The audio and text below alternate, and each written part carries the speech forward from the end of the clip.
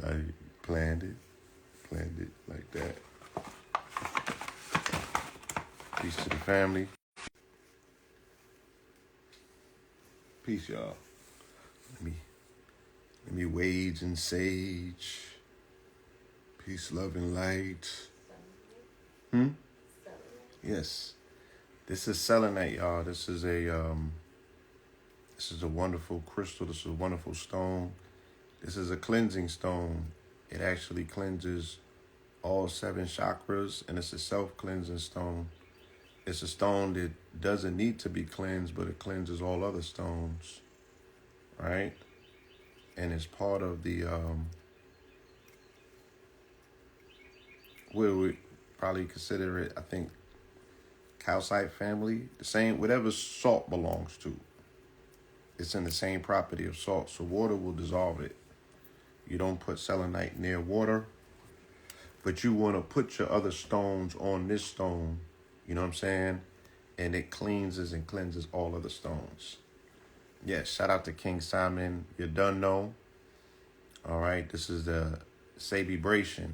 Celebrate today's Dr. Sebi's born day. All right, the 26th. We want to celebrate and acknowledge the life and the legacy of Dr. Sebi. We want to shout out also other people born on the 26th. My Jade, right? I have one of my, this is not my first My Jade piece, but this is probably one of the ones that I've worn the most. It's been traveling with me. I think My Jade just made the chain and Uncle Hank made the piece, if I'm not forgetful. This is selenite. Yeah, this is selenite right here. Alfredo Bowman was Zoe. Alfredo Bowman was not Zoe. Alfredo Bowman, one of his, I think either his mother on his mother's side was Zoe. So Alfredo Bowman or Dr. Sebi has Zoe in him, yes, but he wasn't all the way Zoe. You know what I'm saying? But shout out to the Zoe, Sapase. All right. Shout out to your moms. Yes, partially Zoe. You know, and I'm Haitian by association, but Sebi was Haitian by affiliation. You know what I'm saying? Nonetheless, yes, shout out to the family. Shout out to the all of the family. Yeah. Shout out to the doc. You know what I'm saying? Let's show the doc some love real quick. All right.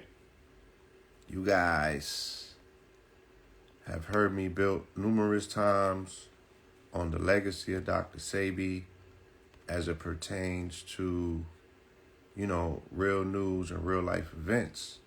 So, you know, it's always a lasting and a lingering legacy, we feel. We always see signs from afar that, you know, that the elder is present, that the work is still reverberating.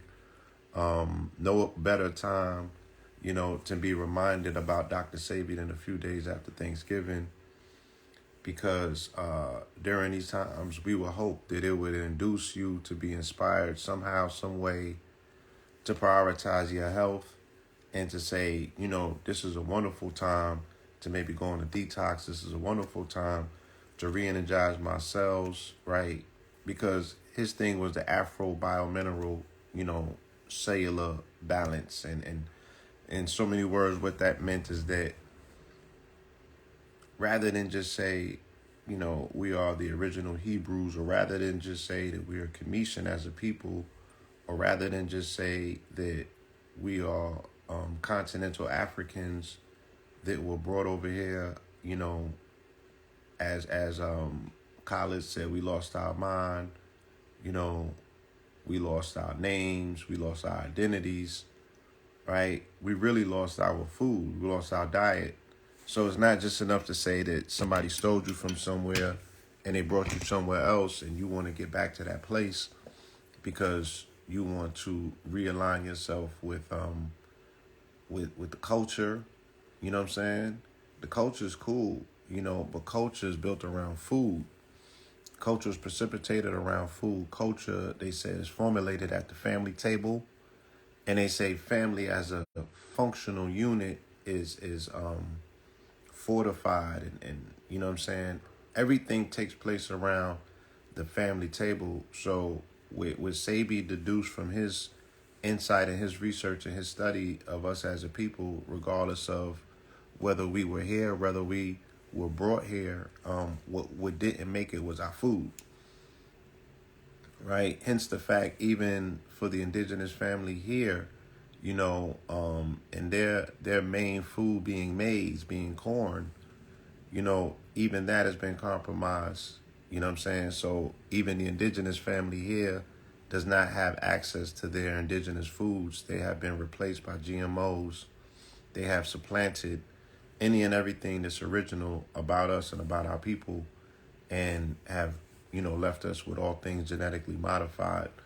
So what Sebi was saying with the African biomineral balance is that we should be introduced to the biomineral balance of wherever we originate from. So the soil from whence you came and the food source from that particular soil is going to contain the necessary energy, the necessary electricity in that particular food source for you to be reinvigorated and reintroduced to your nativity. You know what I'm saying? And that understanding is that when you get men, and when I'm saying man, I'm not excluding women, I'm just saying for the prototype of the species, when you get them back into the original fold, right? Or the nearest or the clearest thing that, mimics what that original fold is, then the people can get back to being, quote unquote, their authentic selves or their original selves, or activating, your ancestors to lie therein, your blood, right? Your ancestors are with you at any and all times by way of your blood. But how do you wake them up? You know what I'm saying? How do you wake them up? Now that goes into, but Sebi had a tendency to believe that it can be achieved through the reintroduction of minerals, biominerals, right? An African biomineral balance, and he would famously use the analogy that a polar bear does not share the same diet as a gorilla, and vice versa. So if you brought a gorilla, to the North Pole, you would not expect it to engage in the diet of a polar bear, and vice versa. If you brought a polar bear into the jungles of the Congo, you would not expect that polar bear to engage in the diet of a gorilla. You would have to bring that particular ecosystem, rather than just say the climate, you would have to bring the food source, because that is the thing that keeps that particular species tethered, you feel me, to its place of origin, the memories of that place of origin, you know what I'm saying, and its ancestral connection that exists in its blood.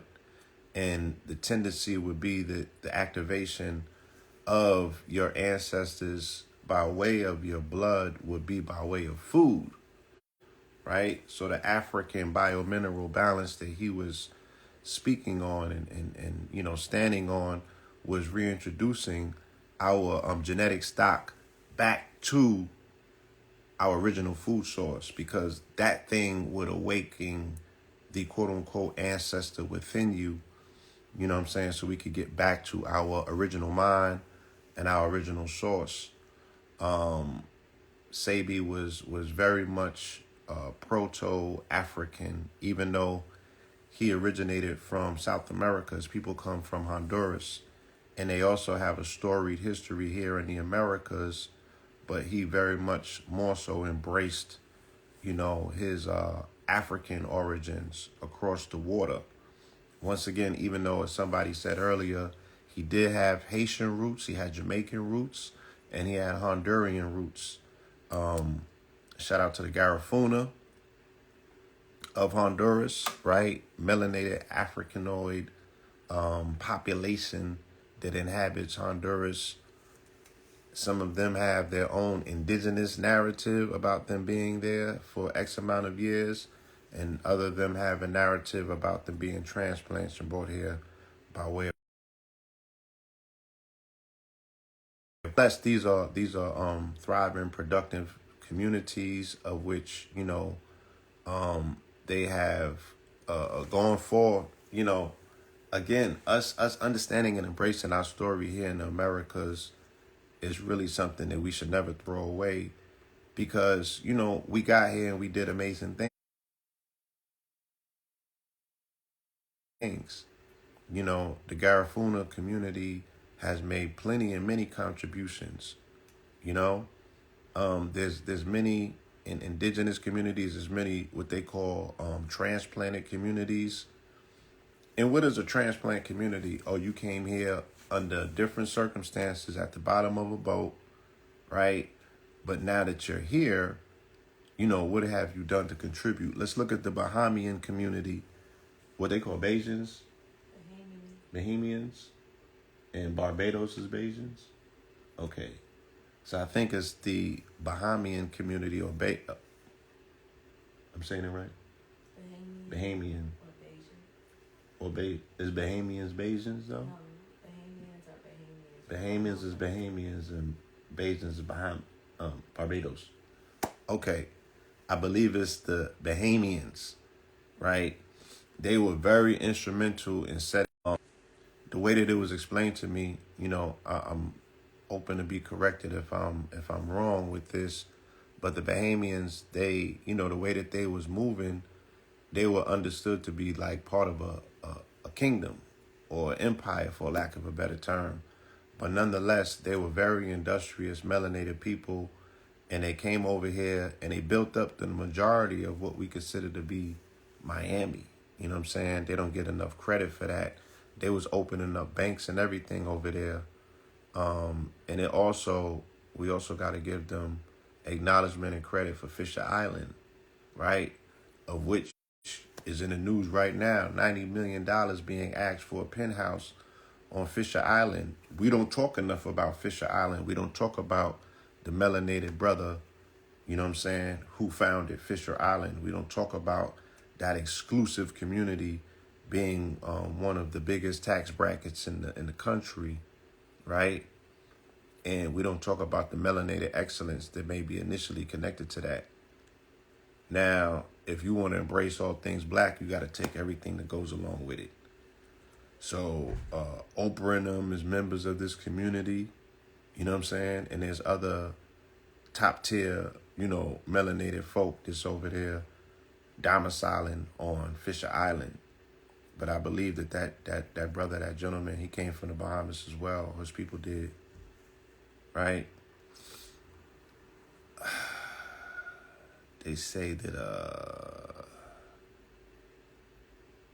most exclusive zip code in the country, right? The most exclusive zip code in the country, Let's go to shit. What is one of the richest zip code in the country for melanated people? The top three zip codes in the country, right, for melanated people, where value is found: Baldwin Hills, Ladera Heights, and View Park, right? Maryland? Is that PG County? No. Really? No, not more than these melanated folks got long money and they got old money. This is that LA money. Ladera Heights, View Park, Baldwin Hills, right? All in LA. All right outside of Crenshaw. All right outside of Slauson. Right outside of the homies, right near the jungles and right near the 60s, nestled in between them, is the top zip code for melanated people in the country, right? All of them up there living in very, very big, beautiful houses. All right, Maryland, PG County, they going hard. Yeah, because that's like the top. That's like probably the number one place for affluent black people, and they go back to like the older, um, civil rights and before the Hampton people. Like those are the most affluent We're gonna African Google it. Americans. Most affluent African Americans. Yeah. The triple A's, right? Affluent African Americans. You can find them in PG County, right? So yeah, let me first, of course, say this, and I don't, the sale is not going on, but the items are still on sale, and we will be launching a Cyber Monday sale. But we had an amazing 50% off sale on Goldwater yesterday. If you missed it, make sure that you still are tapped in for our Cyber Monday sale. All right. But we had an amazing sale. Hope you guys did not miss out. 50% off, first time ever. You'll never see that one again. For select items on the site, in particular monatomic gold. Right? And we also got the drip on sale over at Cosmic Dust. And I believe that sale is still going on through the strong end. Yeah, till Monday. Till Monday, we got 44% off over at CosmicDust.com, COZMIKDUST.com. And this is for people that have been asking about the dripping tin. It's up there. We got some items. We got some pieces. Shout out to Rashida. She's been doing her thing. The Blue Dream. You know what I'm saying? Yeah, she over there. She's a whole jewelry designer now. Yeah, she colloidal silver, monatomic silver is up there.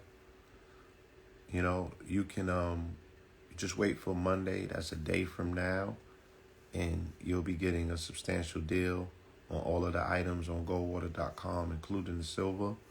So yeah, just put a little something to the side and wait for a few hours, and that sale will be underway. All right, but I got enough of y'all in the building. Let me tell y'all, I've been working on something. I'm bringing something special to the world, to the platform, and because I feel like I found my niche, and I wanna set up shop here for a minute and do my thing. So I'm gonna be transitioning to a long format part of the news. I love the news. I'm going back to the news, and I feel I always ask myself to make sure that I'm not in the way. Where can my services be best utilized? You know what I'm saying? Because some people in our community that are providing a role, they're doing it so well that it doesn't need 4, 5, 6, 7, 8 people offering the same thing. So it's like, damn, where would you be best qualified, to offer whatever it is that you can offer for us as a people, quote unquote, you know what I'm saying, to get forward, to move forward. And it's like, I feel that I can offer something in the news department. You know what I'm saying? I'm comfortable there. I'm at home. And yep. It's kind of time. I miss what I was doing in the news program very shortly. And it's going to be exciting. It's going to be invigorating. And I highly anticipate it because this is literally what I love to do.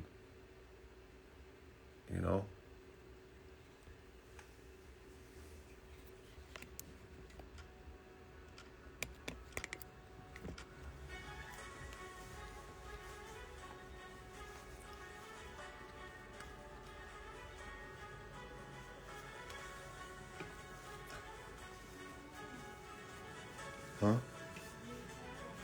Who? Who? Irene Carroll. Who that? Oh, she died? Yeah. And she rest in peace.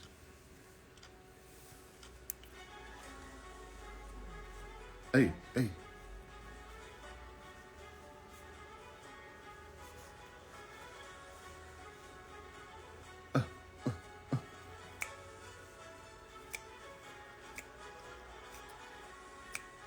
Yeah. So, that's just a short version or short form of it. You know what I'm saying? We definitely going to be bringing the fire with the format and everything. You know, yeah, I'm all the way. I'm all over it. I got so much news to share that I have to. I owe it to myself. I owe it to the community. And I owe it to these stories, right, to curate them and properly get them out in front of the world rather than just sitting on Instagram doing my daily remixes. This news is too important, it's too invigorating, and it's too inciting. And, bar none, we have to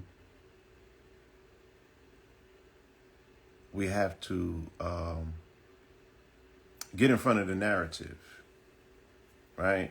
So, like the other day, I, brought to the attention of the world or the family online that may not be familiar about the origins of the Barclay Center. The Barclay Center sits on the location of where Usha Herbal Research Institute was at 616 Pacific Avenue.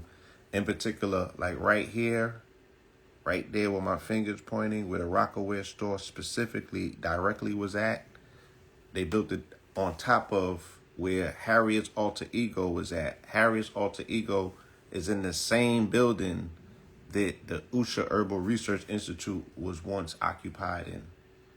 This is where the AIDS was cured. This is where all of the fanfare was taking place that you hear about today.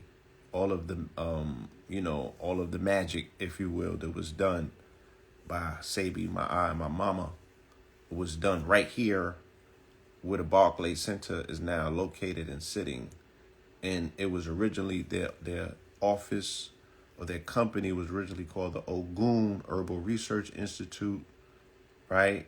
Paying homage to the Yoruba deity Ogun, who deals with iron, right? Because Sebi's main weapon against our mineral deficiency was bringing melanated people iron phosphate as opposed to iron oxide.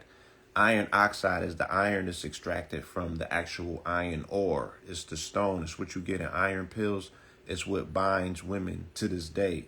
It's why women have such a unattractive relationship when they hear about iron, even though the majority of them are iron deficient, right? Primarily because of our diet that we are introduced today by the standard American diet. The SAD diet is going to have you mincing for more than 3 days, right? And it's going to have you pretty much, depleting your iron source. And when you deplete your iron source, when the iron is low in your body, because iron is such a magnetizing mineral and it pulls other minerals to it, it throws everything off. So they were not telling our women that they were not compatible with iron oxide. And the reason that iron was tearing them up is because it was an oxide as opposed to a phosphate, meaning iron that comes from a plant. So when he introduced what's called the African biomineral balance to the world, it was what? It was accessible, integratable forms of iron that immediately saw planetary shifts. And when I'm saying planetary shifts, I mean on a cellular level of changing the lives of melanated women. That's a planetary shift. They the planet. Don't you call them Mama Earth? Yo, that's my old Earth. They're the planet. They're the they're the matter. And ironically enough, the iron product that they initially came with was called Maya. And, his wife at the time was Ma'a. Right? Shout out to Ma'a. Special. Even shout out to Usha.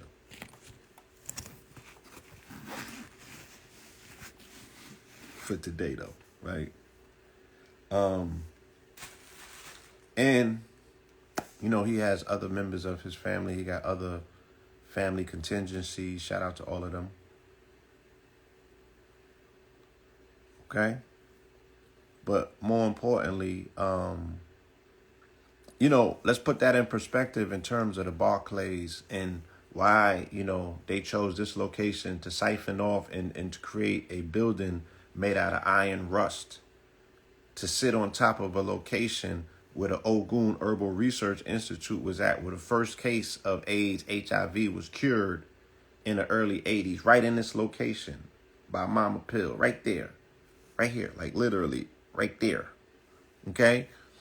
So here they come and they build out the Barclays Center and they make it a very ugly building on Atlantic and Flatbush Avenue, and they can never explain to you why did they leave an exposed rust exterior on this building, and on the top of the building it's a mound. It's a green mound, right? Green as in like vegetation. In the middle, in the center of Brooklyn, you're going to build a mound on top of a stadium. None of these niggas know nothing about no mounds in Brooklyn. Why would you do that? In a heart. It literally, Atlantic and Flatbush is literally called the heart of Brooklyn. Flatbush Avenue is called the artery of Brooklyn, and Atlantic Avenue is the waterway. It's where the currency flows all up and down from Atlantic, from one corridor to the next is businesses. Other than when you get into East New York and its projects, but that's a business too. So, yeah, you don't find that suspicious? I get my ad libs together. You don't find that suspicious? You don't find that suspicious? Anyway, yeah. So, with all of this, okay, it said Ogun's color is green. It's not red. Okay, it's green and black. All right. Good roll with that. Somebody, she pulled it back. She said that's where Pathmark used to be. Hey! Pathmark, sis. Oh. Okay. She said it, yeah. I smelled it. Shout out to Vinny's. Yeah, they got Vinny's is on Flatbush up the block too. Yeah, we all know what the mound represents. We know as a conscientious people. Yeah, shout out to us. We know. But, Shango is red. Shango damn sure is red. So even though Ogun represents blood, his colors are green and black. Okay? So the Nets wear a black uniform. The exterior of their stadium is green. You feel me? And Kyrie's up in there bringing that Ogun energy. It's very, let's talk. Fuck it. It's about that time, right? I could go right back into this news intro. Hold on. See if I got another one for y'all. Cause yeah, I'm working behind the scenes, putting some things together. Shout out to the team. You guys know who you are. All right. We working.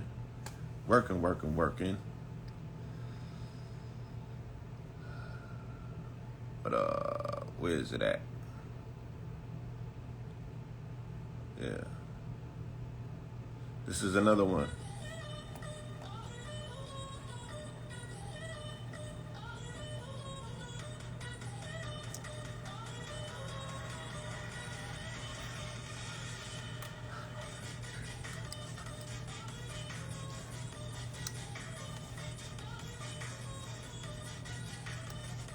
Whew.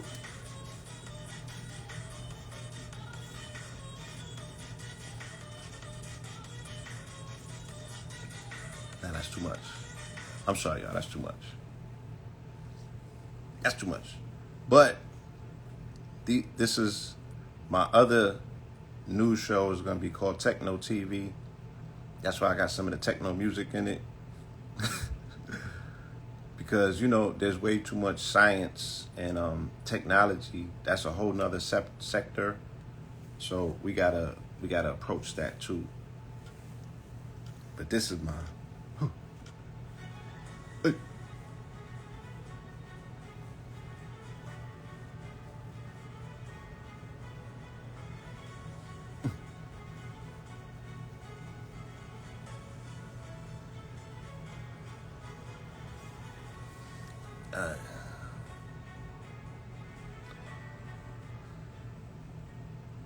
So let's jump right into this segment of news. And it's time that we ask the question.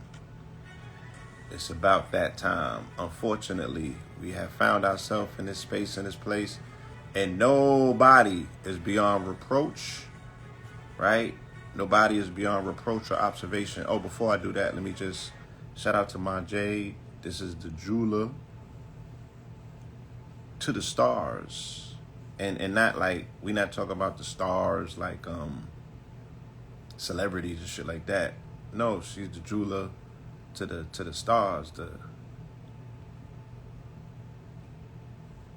the cosmos, right? Because I would ask her like, yo, I need such and such done. I would show up to her booth to make a request about something that I had envisioned, that I thought that I needed, and she would already have it made. And she would like, you came to me in a dream already and said what you needed. So here it goes. And I'm literally pulling up on her to tell her, yo, I need this certain piece of jewelry, and she got it made. Like, how do you do that? So yeah, it's something about, the family born on the 26th. They have an amazing energy and ability about them. So shout out to everybody whose born day is today. You might want to check up on them, you know what I'm saying, and give them a shout out. Well deserved, right? And Bobby's born day is in 2 days. Oftentimes people thought it was today as well, but it's 2 days from now. So let's get into this. This is difficult.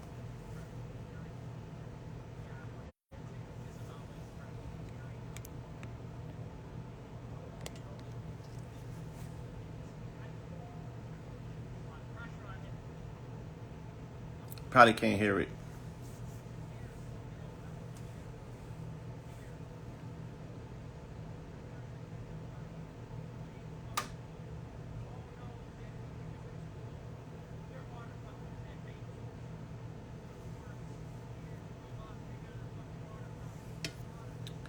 Yeah, the volume is off.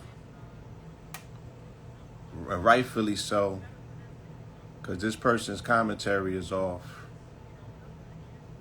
But let's just get to this then.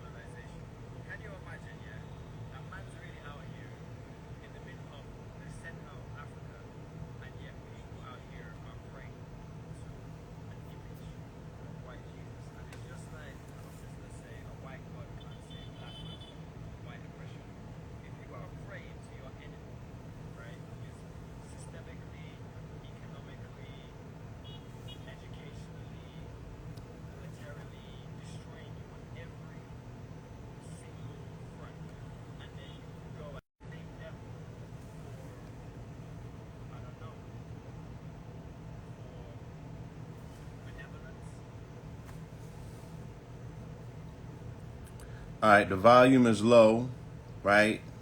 But what you can hear him say is that, you cannot pray to a white Jesus to save you from white oppression, right? That is the biggest misnomer. That's the biggest trick ever. So it's by time that we ask, right? Is Ye the Antichrist?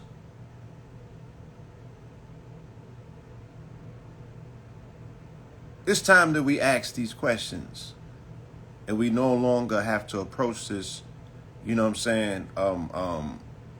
tippy-toeing around the topic, because we have now gotten to a place that is very, very dangerous if we don't approach it with a very conscientious insight, with both of our eyes wide open. Now, we could say, oh, Ye is one hell of a chess player, and he brought Nick Fuentes to the White House or to Mar-a-Lago to create a firestorm in Donald Trump's backyard, because ultimately that's going to put him in game. right? But once again, are we giving him too much credit to say that he thinks like a chess player, or is he being utilized once again, right, by white supremacists and white nationalists because he does not understand nuance? You feel me? Or he's just straight up. What's the white boy in the Black Klansman? Bixby, Oh, wait, Clayton Bixby, oh, from right? Yeah. Or if he just straight up Clayton Blixby or whatever that is. But we have to be very mindful of what it is that we're looking at, right? Because we got to draw the line at some point, because this is getting out of control. Probably a little bit of both. And this is where media comes in, this is where politics comes in, and this is where, once again, us having a conscientious understanding about what we're looking at, right? And how politics plays into it. And once you look at life through a political spectrum, then you have to step back and say, all right, well, how does religious indoctrination play into my observation of politics? Because I say simply this: politics in this country is separated, we can see, by red and blue. But those are represented as blue represents liberal and red represents conservative for the most part. These are the strongest voices in politics. Both of those political designations have religious underpinnings to them. When somebody calls themselves a liberal, they mean that they have loosened up on religious restrictions, right? Under the premise or understanding that this is a Christian country run on Christian values. A liberal saying that I am liberal to those values, meaning that, those values are malleable.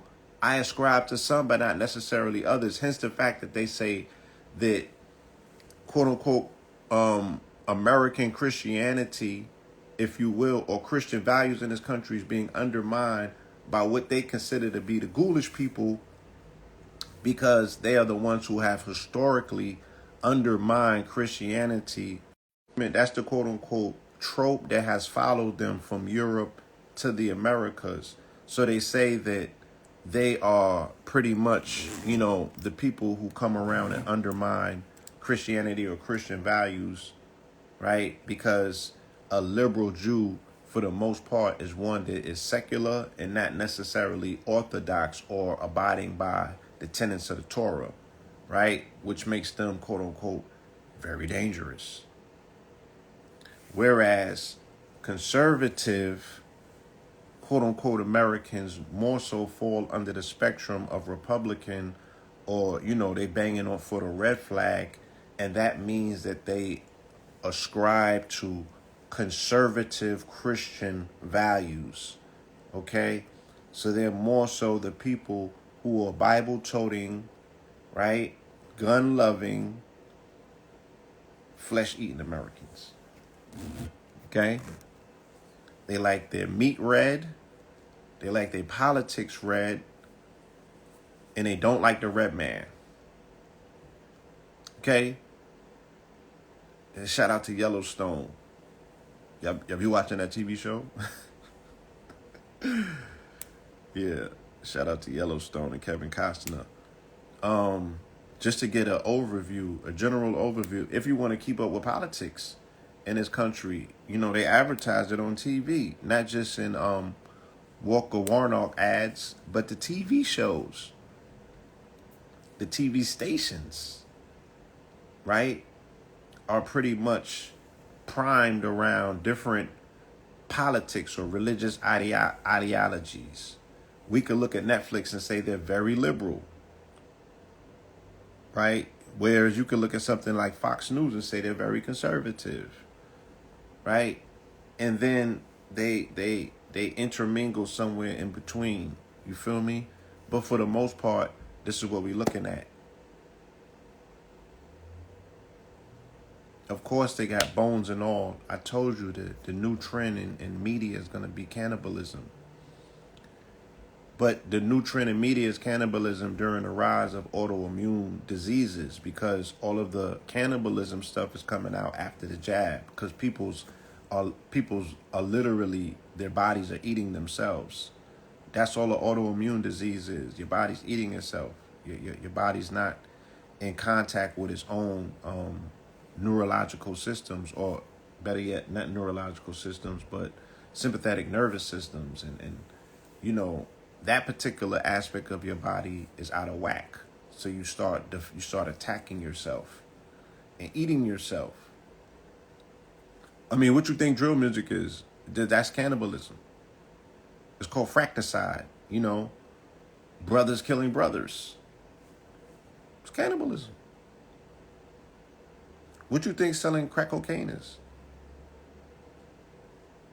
You turning another person into a zombie and eating them slowly, as opposed to, and that's Dharma would eat them slowly. He would kill them, drill them, pause, in more ways than one, pause,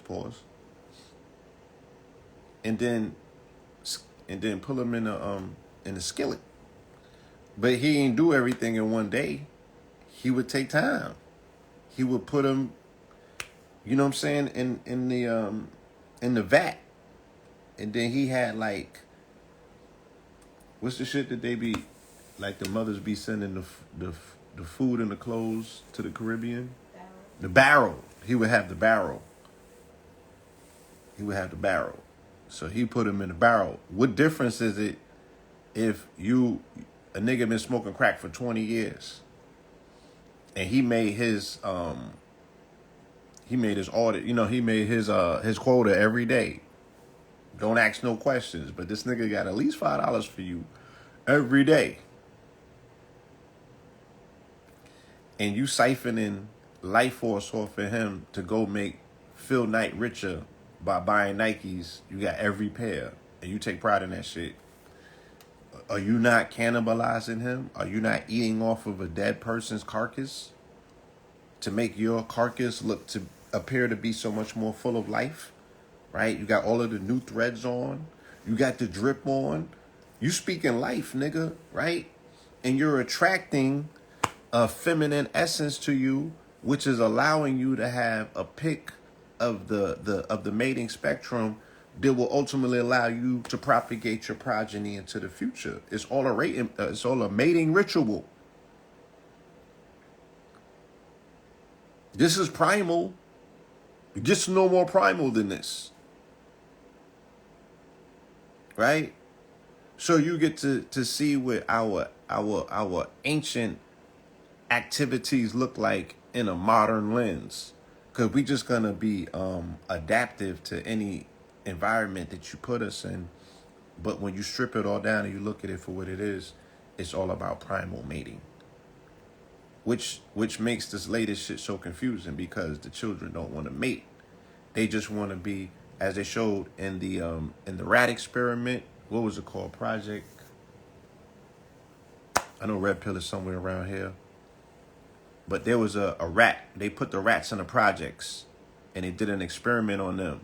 And then there was a bougie set of them that was influencers, and they just wanted to dress up and be beautiful, and they was gay.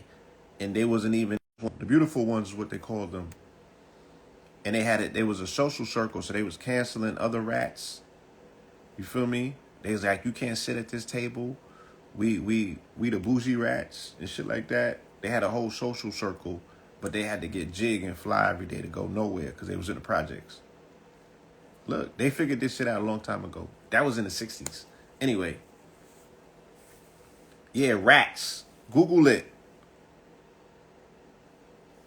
Where my iPad at? Can you pass my iPad? Y'all gonna learn today. Again, why did you think they call it the projects? You gonna learn today. So we could call the family back to the kitchen table on Tuesday and be like, yeah, you know, I spared y'all all this consciousness and shit during Thanksgiving, but I can't live with my I can't live with myself. I need to talk to y'all. I need some get back. Yeah.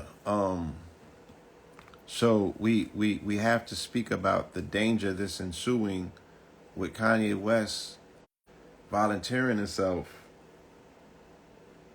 to be utilized, right, by these white suprematic tropes. And the reason that I showed the Shaka Bars post before, and I preferenced it to get into this conversation, is it's the same thing.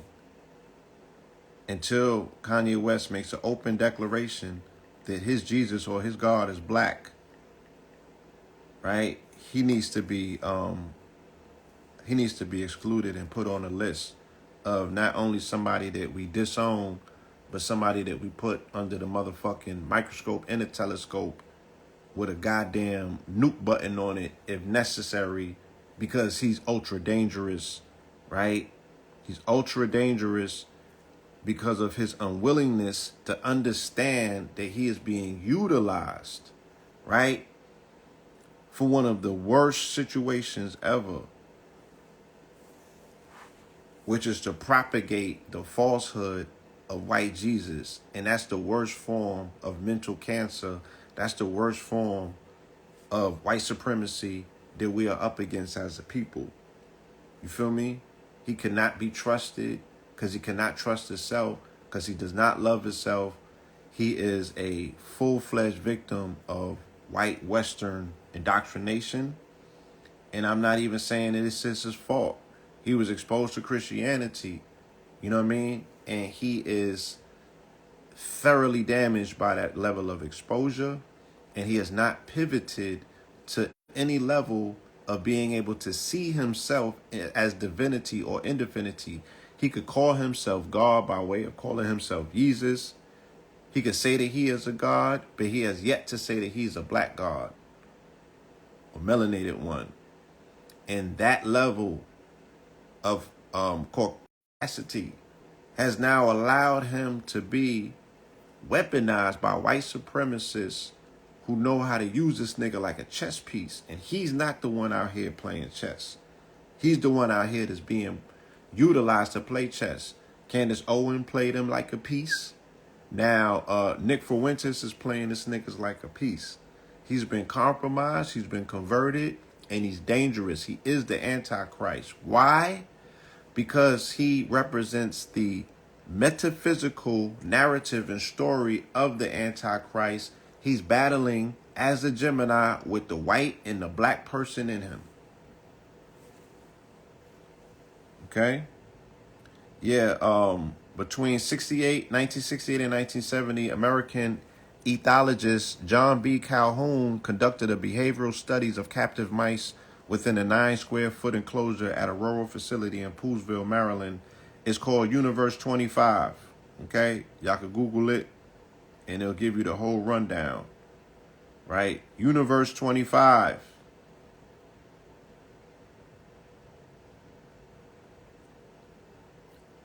Right? Infant mortality rate popped to 90%.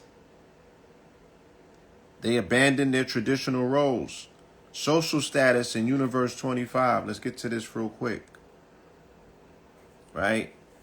By day 315, behavior disparities between males of high and low status became more pronounced. Those at the bottom of the pecking order found themselves spurned by females and withdrew from mating altogether. Is that not what we going through today? With these little young niggas talking about they don't want to have babies. Right? Because they're incels and, you know,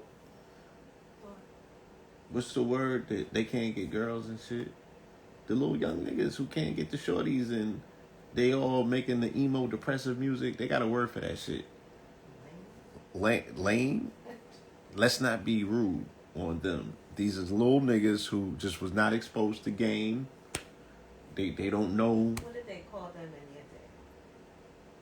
What did they call them? What did they call them in my day?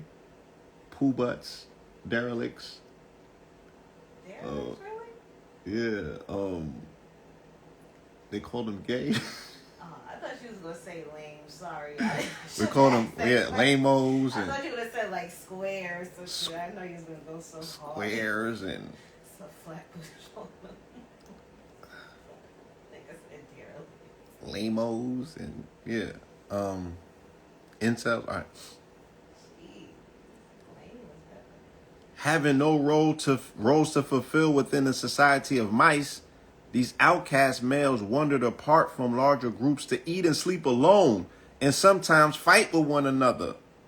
Cornball dweebs, all right, they rolling in. They say Mookie. Not the Mookie.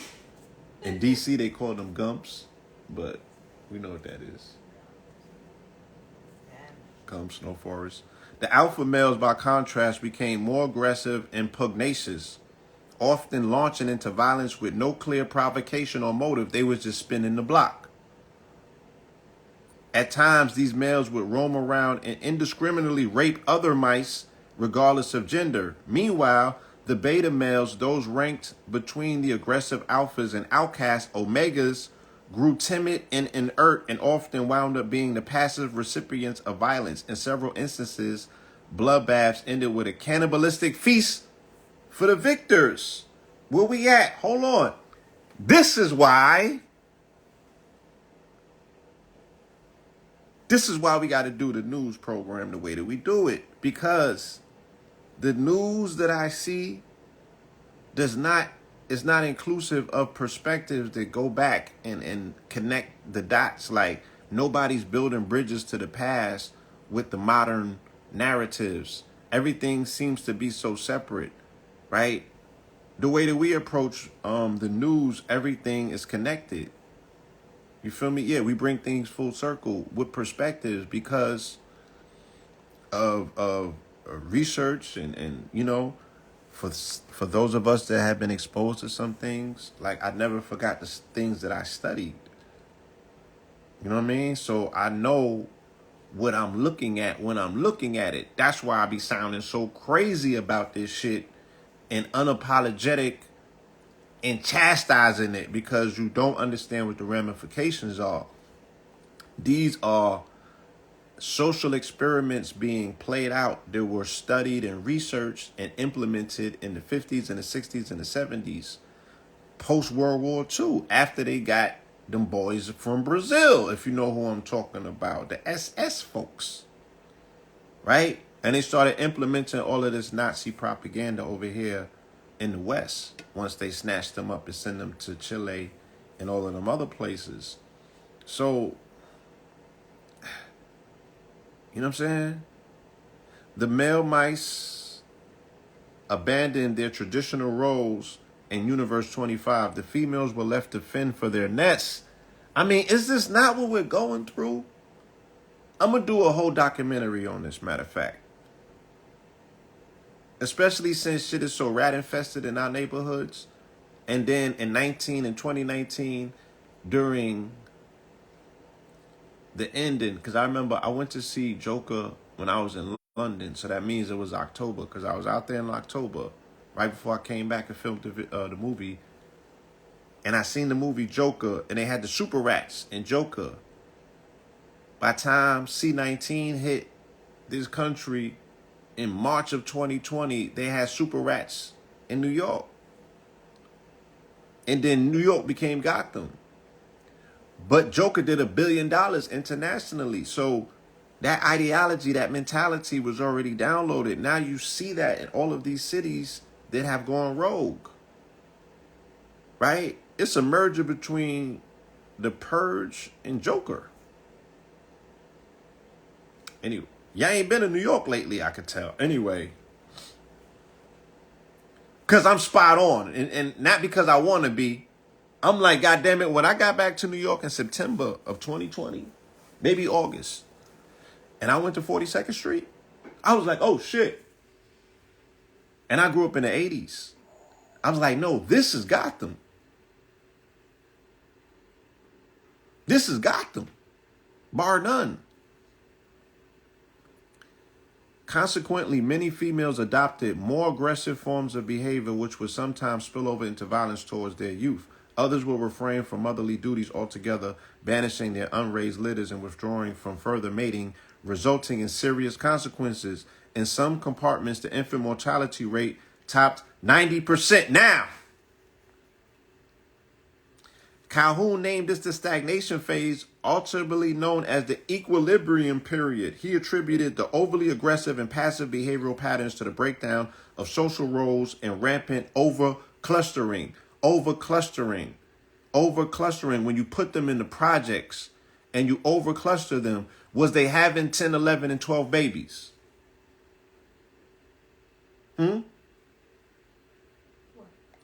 Maybe Shauna and Shanquisha, they call her a welfare mom, and she only had 3 seeds. They might have had most like 5. At most 5. But she came from a nana or grandmama or big mama who down south had 13, 14, and 15 when she was not stacked on one another on the projects. Now, they could get the government to pay for it. Allegedly, apparently. But they wasn't having 11 and 10 and 12 children no more. That's not happening. This is a social construct, family, that they have already figured out. The Matrix responds accordingly. You could not threaten this shit, and it don't have no think tanks on how to neutralize the threat. You are underestimating your adversary. Apparently, a spike in the mortality rate. Is that not what's going on? I can correlate every single thing that I just read you to what's going on today right now. And the articles that are motherfucking at the headlines right now about the mortality rate. And the only spike, because niggas love to talk so much. No, your mortality rate was the highest since 2019. Not white folks. They actually moved 1%. Yours moved backwards for the first time ever. So the mortality rate or the lack in birth rates it's a melanated issue. More so, Europeans already know that they out the race. That's already understood. But for and during COVID, they increased 1.1%. We decreased, they increased. But it still wasn't enough to register what's considered to be considered a return of the Mac. You know what I'm saying? They still got their nuts in the sand.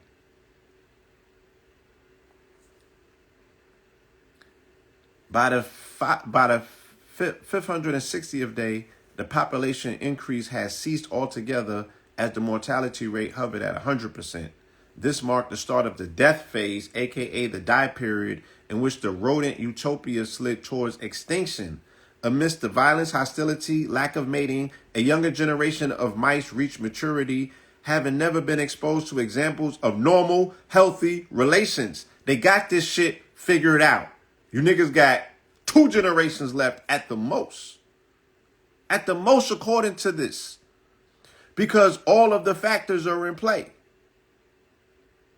All of them are in play. Right? I was speaking to a confidant and advisor the other day who works in the medical industry here in Atlanta. He was telling me he was speaking to his aunt who works in the federal government in Maryland. She works in the Bureau of Statistics, right? She was telling him there has been a 70+% increase on melanated women going to federal prison, right? And she said they also are the ones getting more time because they categorically don't kill. They maim, right? And they injure. And if anybody knows anything about the criminal justice system, especially the one in the DMV area, right? The shit that I experienced in Virginia, you get more time for injuring a person than killing them. They tell you, you should have killed the nigga. You would have got less time. You get 10 years for putting a body in the dirt. You will get 20 years for injuring a person. And they call it, they say that you fucked up government property. Yo, it can't be 2023. And I'm telling you some shit that I experienced in 1995 and nobody's talking about this. Yo, if you shoot somebody, they get you for discharging a gun in public, disturbing the peace, injury to so many words, the government property. You know what I'm saying? And then a whole bunch of other charges. You feel me? They say you should have killed them. You would have got less time. In court, they'll tell you that. Y'all, again, non-exposure to the motherfucking judicial system, the criminal system, renders you don't know a motherfucking thing about this country, unfortunately. Because we was introduced to this shit a long time ago when they showed their fangs and told us exactly who they are. Thankfully, to my family, to my father, and to elders like Dr. Sebi and my grandfather, they taught us and prepared us for this shit from a young phase. So the things that we experienced on our own was all extra. And it was like, damn, this is a confirmation. These people is just evil.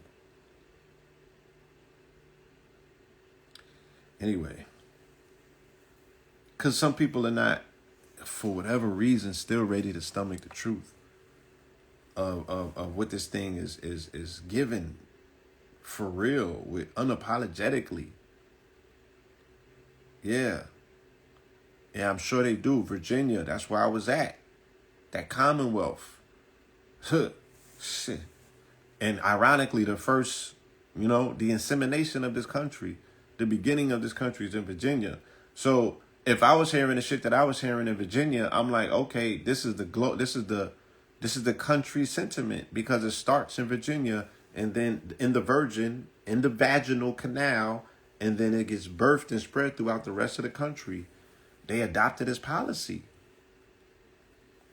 But they're a commonwealth, so they could be as crazy as they want to be.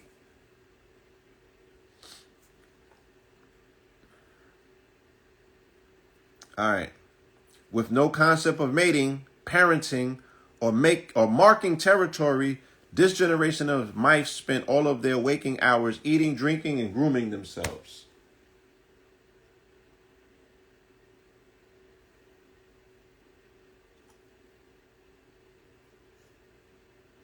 Could you give me something to drink? Nah, I'm over here cooking. I'm just like, I'm ready to stop and get right into the documentary. In reference to their perfected, unruffled appearances, these are mice and rats, y'all. In reference to their perfected, unruffled appearance, they had the drip on. They had designer on, but they lived in the projects. Who does this sound like?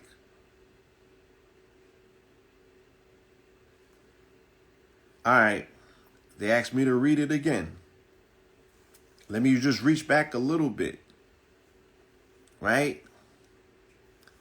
Let me put this up here while I do this rather than this Kanye shit. We'll get back to Kanye, motherfucker.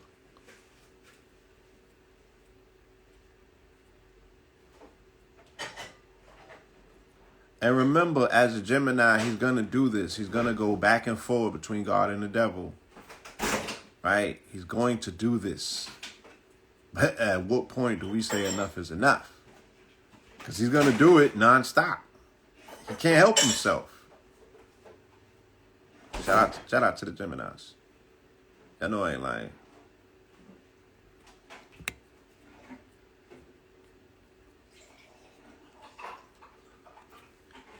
Give me 1 second. I just want to preference this. Okay.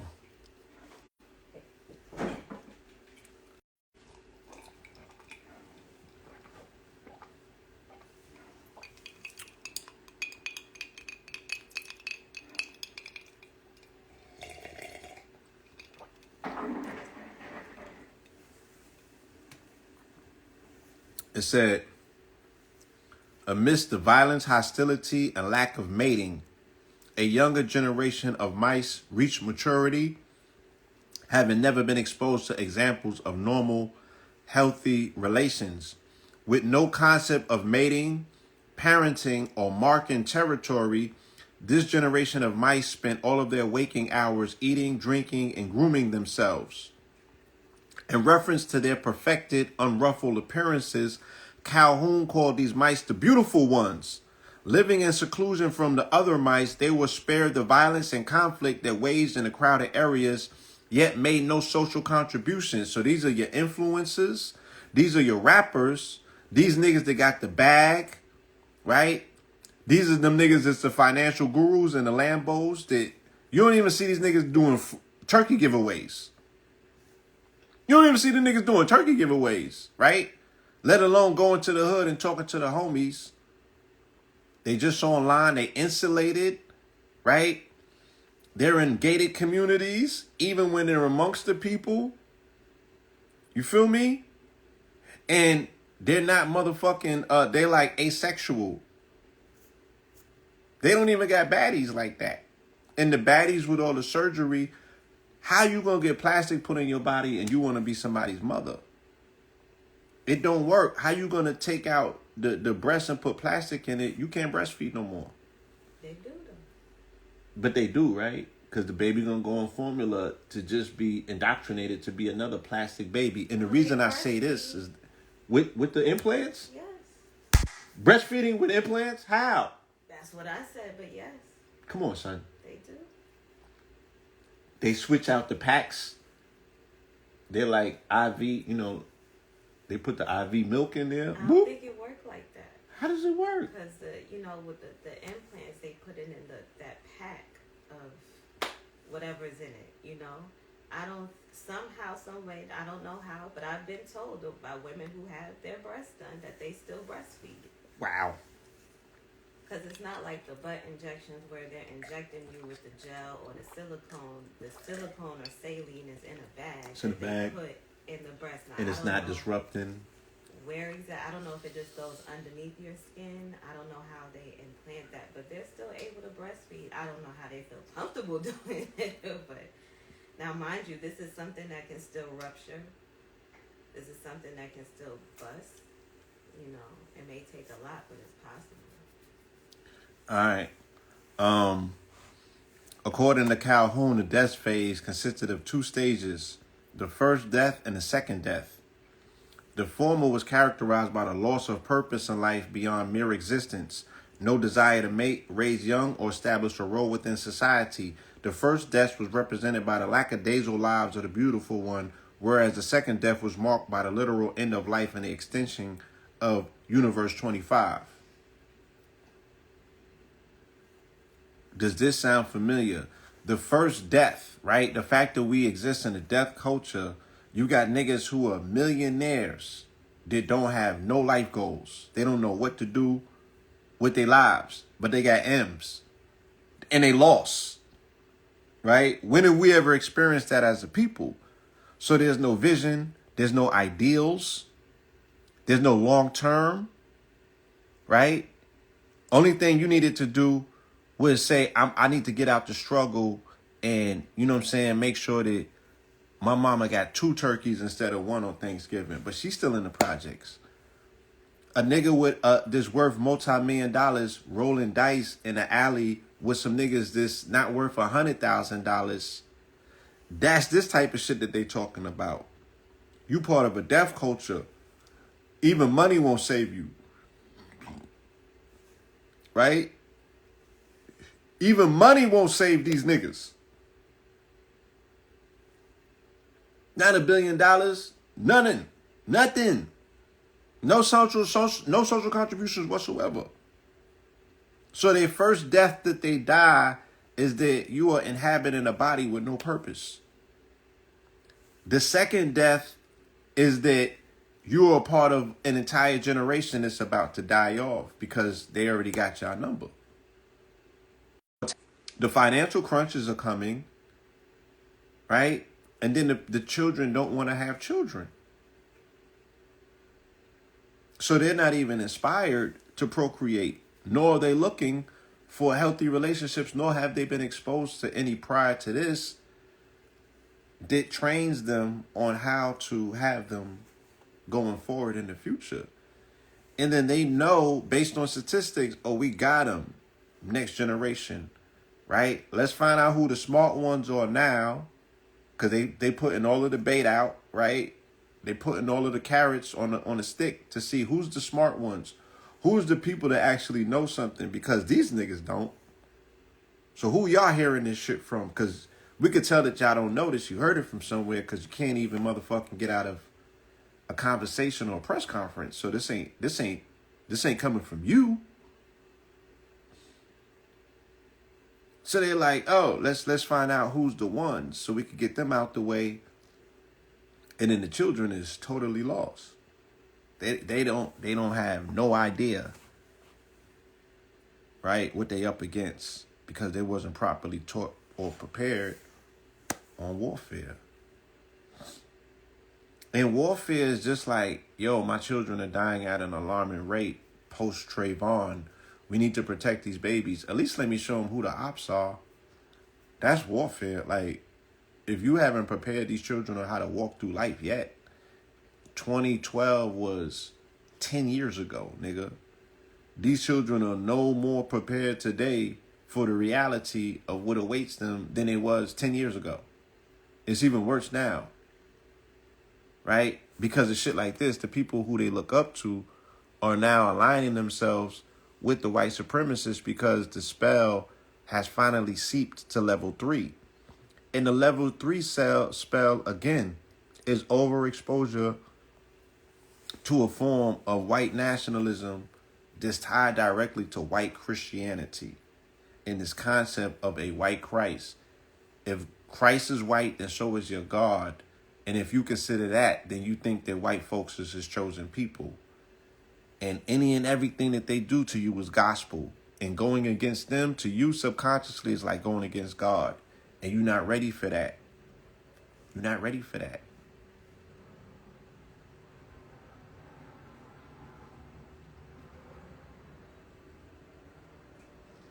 Feel me?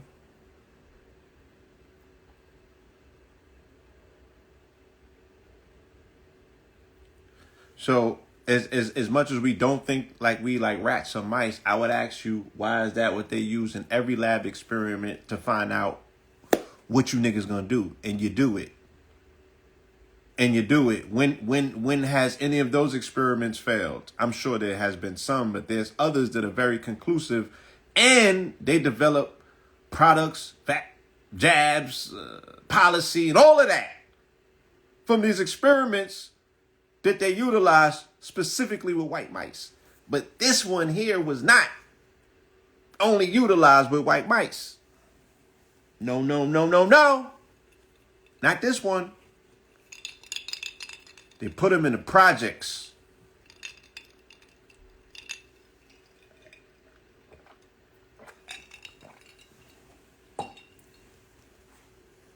Failed savage attempt and concluding observations. So again, according to their research, right, there was no possibility to salvage this population. It said before the rodent utopia imploded entirely, Calhoun removed some of the beautiful ones to see whether they would live more productive lives if released into a new society free of social strife and yo, they playing these people. They playing y'all.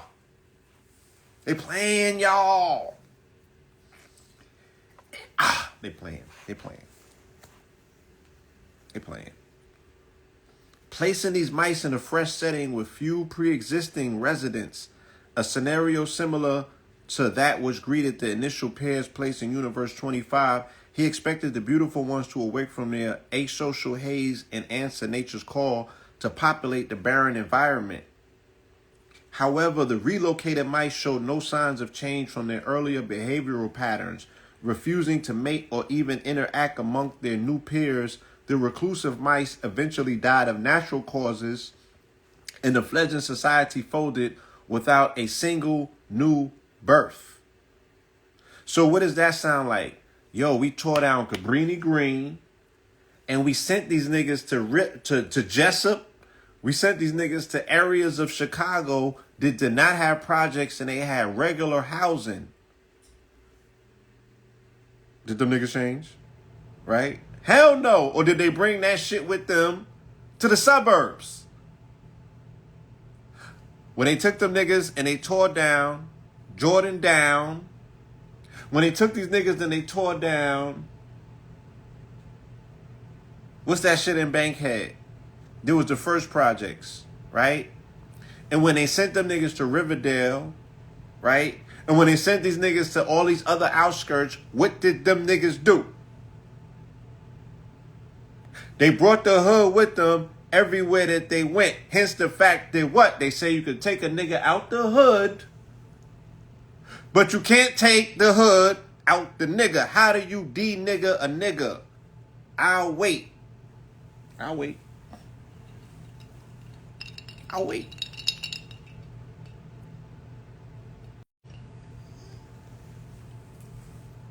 Nah, this shit in Bankhead is called Holmes. Holmes something. Y'all know that old ass projects that they tore down. Every project they have been torn down, right? When they send them niggas abroad into housing that is elaborate, neighborhoods that are cool, right? Nothing ever changes, right? They destroy every community and society that you send them to.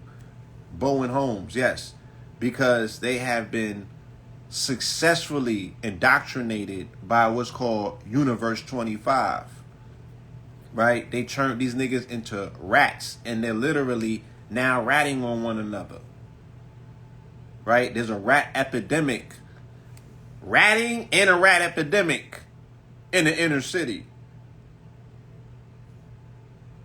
Oh, they played these niggas. So what does this sound like, right? The beautiful ones, because they're so enamored by fashion, they just showed you niggas right before the holiday season. We're going to show you a full-scale scam with Balenciaga, and you niggas will not do nothing to your designer. We got you. We got you. Let's not even talk about this. Let's go no further. You niggas is in denial. You can't throw your Gucci away. Can't throw your Louis away. You can't throw your motherfucking D&G away. And you damn sure ain't gonna throw away your Balenciaga. They could be motherfucking fucking children on camera. Okay? They could be eating niggas on camera. They could be drinking blood on camera. It don't matter no more.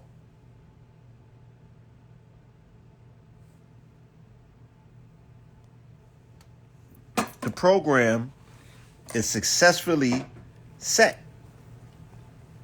The project is a success. They got them where they want them. And now comes the confusion, right? This nigga has been caping for white supremacy for far too long. And this place that he's moving in now is uber dangerous, because we're watching somebody who is the prototype of the melanated man in this country. The melanated man has an internal struggle, an internal war going on. Langston Hughes talked about it. W.D. Boys talked about it. Motherfucking James Baldwin talked about it, right?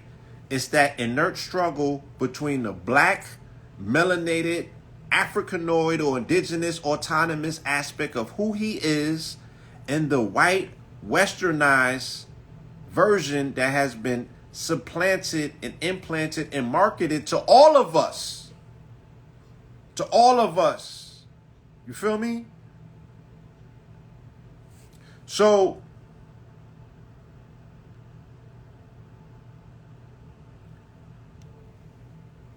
no holier than thou shit. I had my bouts with it, and I'm still a recovering addict from Americanism. Still a recovering addict. I relapse every now and then.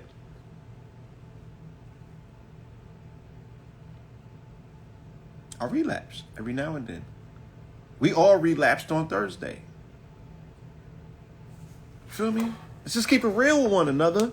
We could get so much further in life if we was willing to keep it tall. Then we could see our sickness for what it is, and hopefully get the shit properly diagnosed. But as long as you're in denial, they got you. As long as you're in denial, they got you. Because you're only fooling yourself. You're not fooling them. This is what they want.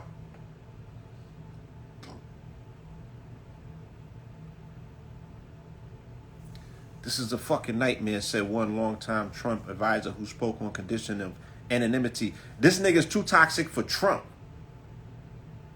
This nigga's too toxic for Trump. Now you know you have reached a new low when you done found you somebody who's too toxic for Trump. Right? They don't even want to be associated. This nigga's that radical. Right? So he would allow himself. You're too stupid to lead if you would allow yourself to be manipulated by this level of white supremacy. Right? And then you're too dangerous if you think that you're going to utilize your association with them to finesse us as people. So either you too stupid, right? Or you too calculated and evil to see how this can be potentially harmful to our people, right? And your campaign cannot be for us. Your campaign is for white nationalism / white Christianity in this country. And he don't even understand how he's being utilized by this machine, right? To maximize the political theater that's coming in 2024. Because I'm telling you, this campaign is going to be all about woke. Jesus, they're going to go ham. They're going to go ham.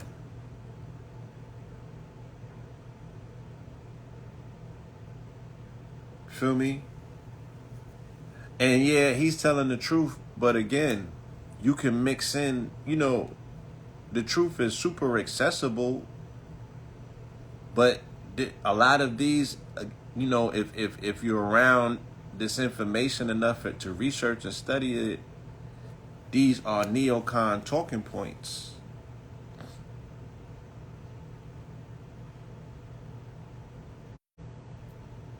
These are neocon talking points. So you can mix in the truth, right? Just to get the people susceptible long enough, you know what I mean? That you can float whatever semblance of agenda that you got. Yeah, but it's impossible to leave politics alone. Right? We need to do just the opposite. And I'm not saying that we need to get into politics, but you better understand it. Or your lack of knowing politics or understanding the nuances of what this political theater has in store for us, right? You don't stand to benefit from ignoring the obvious. You know what I'm saying? Shout out to my brother Hugh.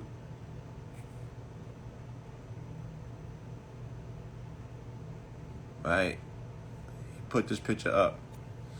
And this is a beautiful explanation. This is called supersymmetry. And supersymmetry is a theory that's posited by a number of scientists, but the lead scientist on supersymmetry is a scientist called Professor Gates, Sylvester Gates. He looks like Morgan Freeman, right? And it's also called string theory. And it looks like this at the bottom. Well, you see this right here? Again, I've told this story before. This is the Adinkra symbol. And it's a 3-dimensional / 4-dimensional construct that you can also look at in its 2-dimensional form and not understand that it's 3-dimensional. It is best used to explain what a tesseract looks and works like. And at a subatomic level, when they looked at us under electron microscope, this is what they saw. Supersymmetry by way of an Adinkra, or by way of a tesseract, should I say. Okay? At the bottom diagram, which you see, right, in terms of all of these strings connecting as string theory, this is how everything works in my theology, in my ideology, in my vision. When I'm speaking the law of 44, this is what the shit looks like. Everything connects, even if they are on separate planes and not necessarily right next to one another. By the strings, they all connect. They all connect, right? So this is my outlook. This is my ideology. This is why it's so important for us to introduce and bring back news the way that we do and report news, because there's no separation. We put things in perspective so you can see things specifically for what they are, right? Put things in perspective. Give things, a backboard that you can bounce concepts off of rather than shooting air balls. Because niggas be out here talking shit and I be like, that shit sounds like air balls. I can't connect it to nothing. It's just in the air floating somewhere. Where's your perspectives?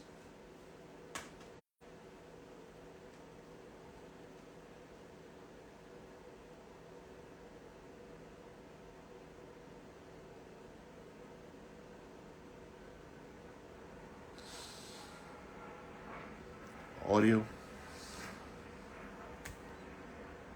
Perspectives. Perspective is everything.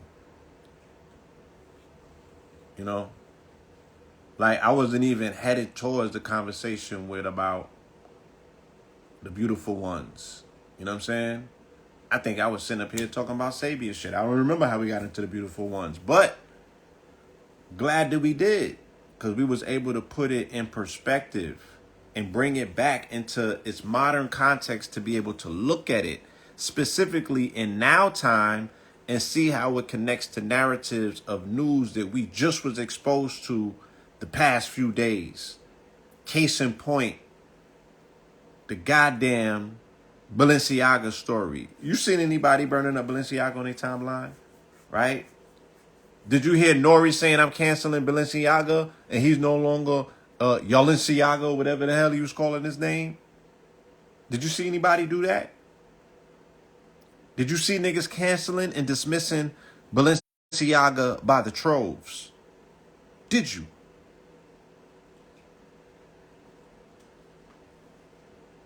Or do you not care? These are the beautiful ones. Feel me? They the beautiful ones. They could give a shit. You feel me? And again, I do not want to be harping on sounding like I'm always beating up on different communities.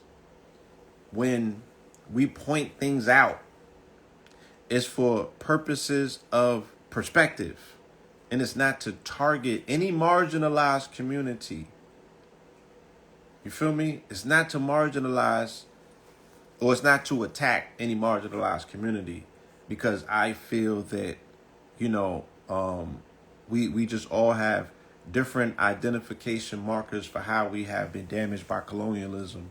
But colonialism has a tendency, once again, to pick select groups that speak to their agenda, and they work them against the other by giving them privilege. And then once you expose a select group that was previously marginalized and you give them an aspect of what's considered to be privilege, then you churn them out. And then they become your best warriors and defenders against the other people who were just marginalized. They do that. That is bringing the nigga in the house. And now he is your best weapon against niggas in the field. And he was just in the field. He still got dirt on the bottom of his shoes. So they did that to the LGBT community. Right? Unfortunately. And this is not me coming at nobody's community. I'm just saying we have to understand how they have given privilege to a previously marginalized segment of society and empowered them for political purpose and gain, and given them an aspect of political power. But then one has to ask themselves, if these people are not content on propagating the species and moving it forward, they got all of that political power, but they're not having babies, right? They're not prioritizing the future. Then once again, they got us in a motherfucking chess match. And that's almost like checkmate. What you gonna do with all of that political power? And it's not around building family. Or you want to build a family where either you are adopting children or utilizing what science, because remember, the LGBT community has been optioned, right? And given this aspect of access and favoritism because they're utilizing them, the science and the medical industry will be utilizing them as the buffer zone between us and transhumanism. Who else is creating the artificial wombs? That is a consortium. That is science and medicine came together to do that. And then they need a willful participant. Again, just calling it like it is. Right? Why so much political power and no effort to propagate the species forward, but we're dealing with birth decline? So why not the same political powers towards family and family structures? So the neocons or the conservatives are running on Christian family values because they're pro-family. Whereas they're saying that the liberals or the Democrats can't conceivably be pro-family, because how are you going to conceive a family, you know what I'm saying, in that particular situation? When there's so many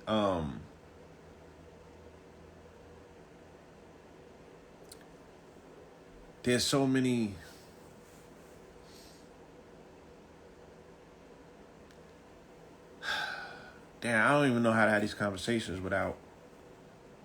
There's so many wombs. There's so many women, who are single, right? Who wombs are not, being utilized for, presumably, because you got to be so politically correct these days. Presumably,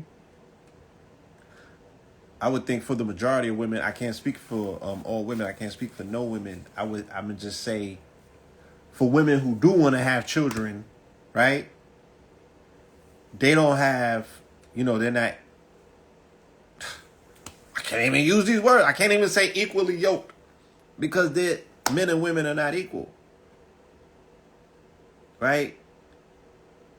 Men and women are not equal. There's no equality amongst the species. And this is no disrespect to women. I'm just saying, a man don't got a womb. A man does not give birth. A man doesn't carry a child for 9 months. So anatomically, he does not have the same body as you. He does not have the same physiology as you. He does not have the same chemistry as you. Hence, that it is impossible for us to be equal to you, right?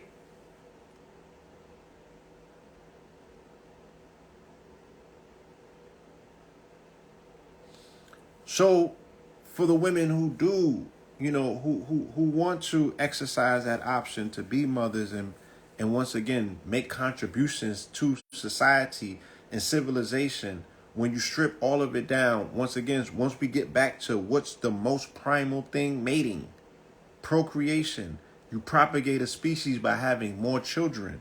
Everything in between is just window dressing. But the thing that we have done for millions of years, okay? The thing that we have done for millions of years that makes us who we are is we procreated. That is under attack.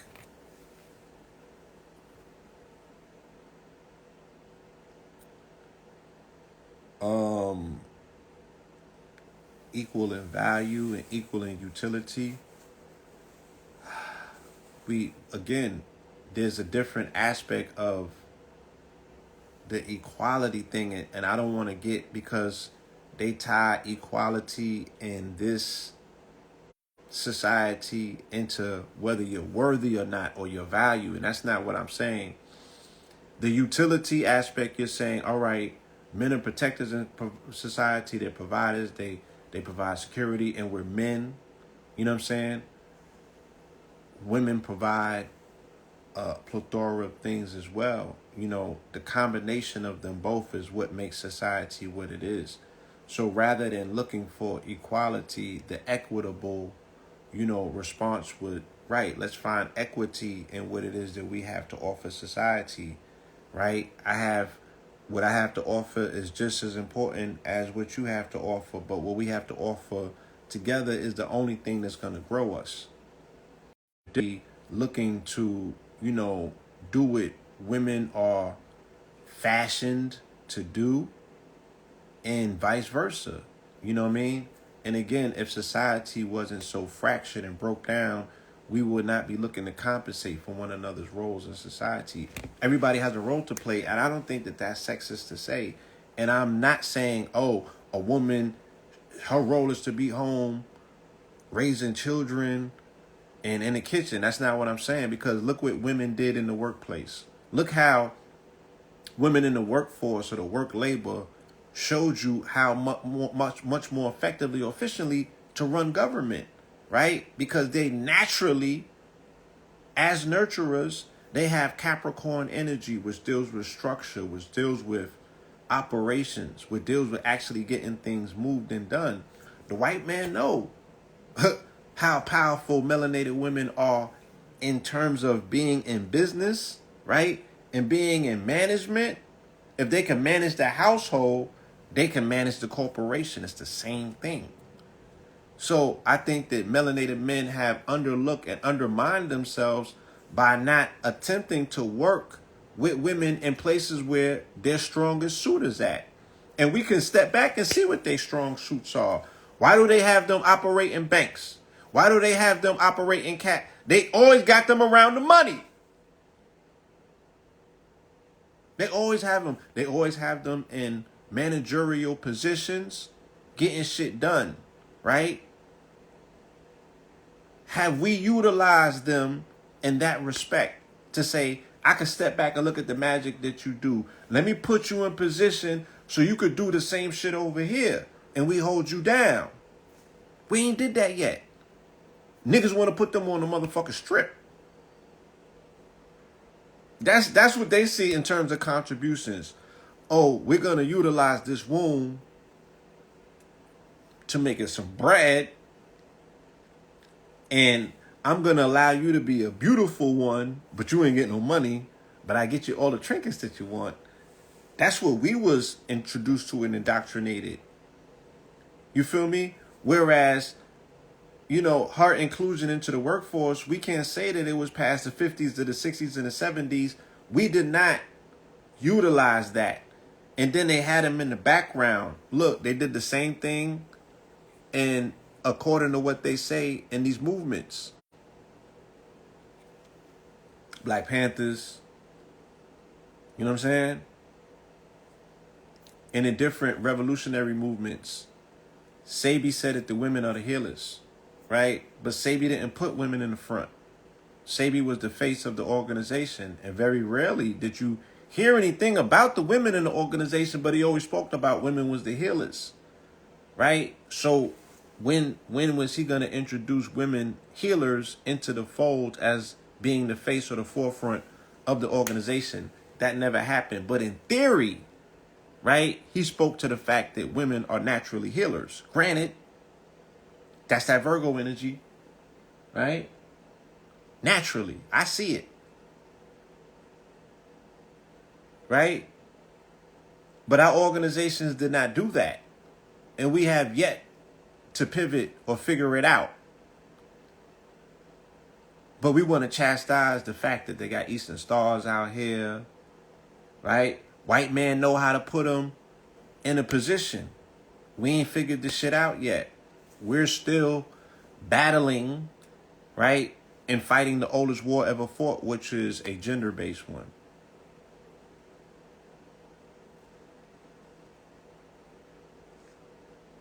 Right? So, what, like, is it our ego that we want to be like, yeah, you can't be subordinate to a woman running an organization, running a department, you know what I'm saying, or getting some things right, and the whole situation benefits from it. White boy put her in position in Nassau, had her downstairs, called her the computer, and the only reason that I believe that they went to the moon is because black women was involved. Right? And you can't pay no sisters to lie for this motherfucking cracker in the 50s and the 60s and the 70s and things of that nature. I don't believe that. I believe that their genius, their mathematical genius, their intuitive mathematical genius, right, allowed them to crack codes and do shit that the white boy has never conceived done. but melanated men in particular have not sat down with her and mined her resources, which is her mind. And the reason that her mind is more powerful is because she's more intuitive. She has a richer amount of blood. Ogun. Why? Because the iron content of her blood is replenished every 28 days after she bleeds, right? So she has fresher blood. Her blood pulses at a stronger level than yours. Your sludges, melanated man, right? What are we doing to make sure that our blood is flowing as a crystal lake? She bleed every month, replenishes her blood, got a stronger signal. Intuitiveness is her department. She makes first contact out in the universe with the solar winds. She gets the first information. The universe got to bow to her. So yeah, she's in the fucking basement figuring out calculus and all types of shit to make rockets go to the moon. She can do that.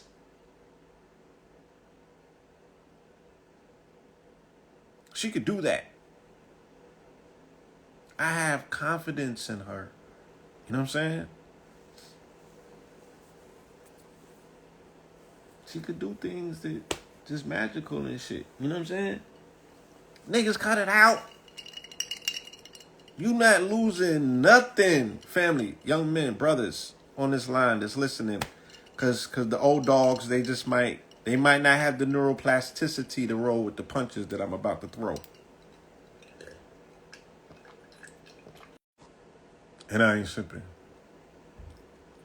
But if we building a house together, both of us can't work on the windows, or we just ain't gonna have no house. Somebody got to do the walls, somebody got to do the windows, somebody got to do the doors. I know that you could do a window, just like you know I could do a door. But if we both don't do something, both working on the same thing, we ain't gonna have no house. Yeah, so she's magical.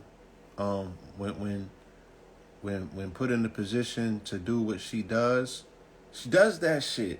You know what I'm saying? And you gotta be honest about that. Like, she does the shit. And she does the shit, she gets it done. Whether if she do it kicking or screaming or not, she does the shit. And you walk into it and be like, damn, you did that shit.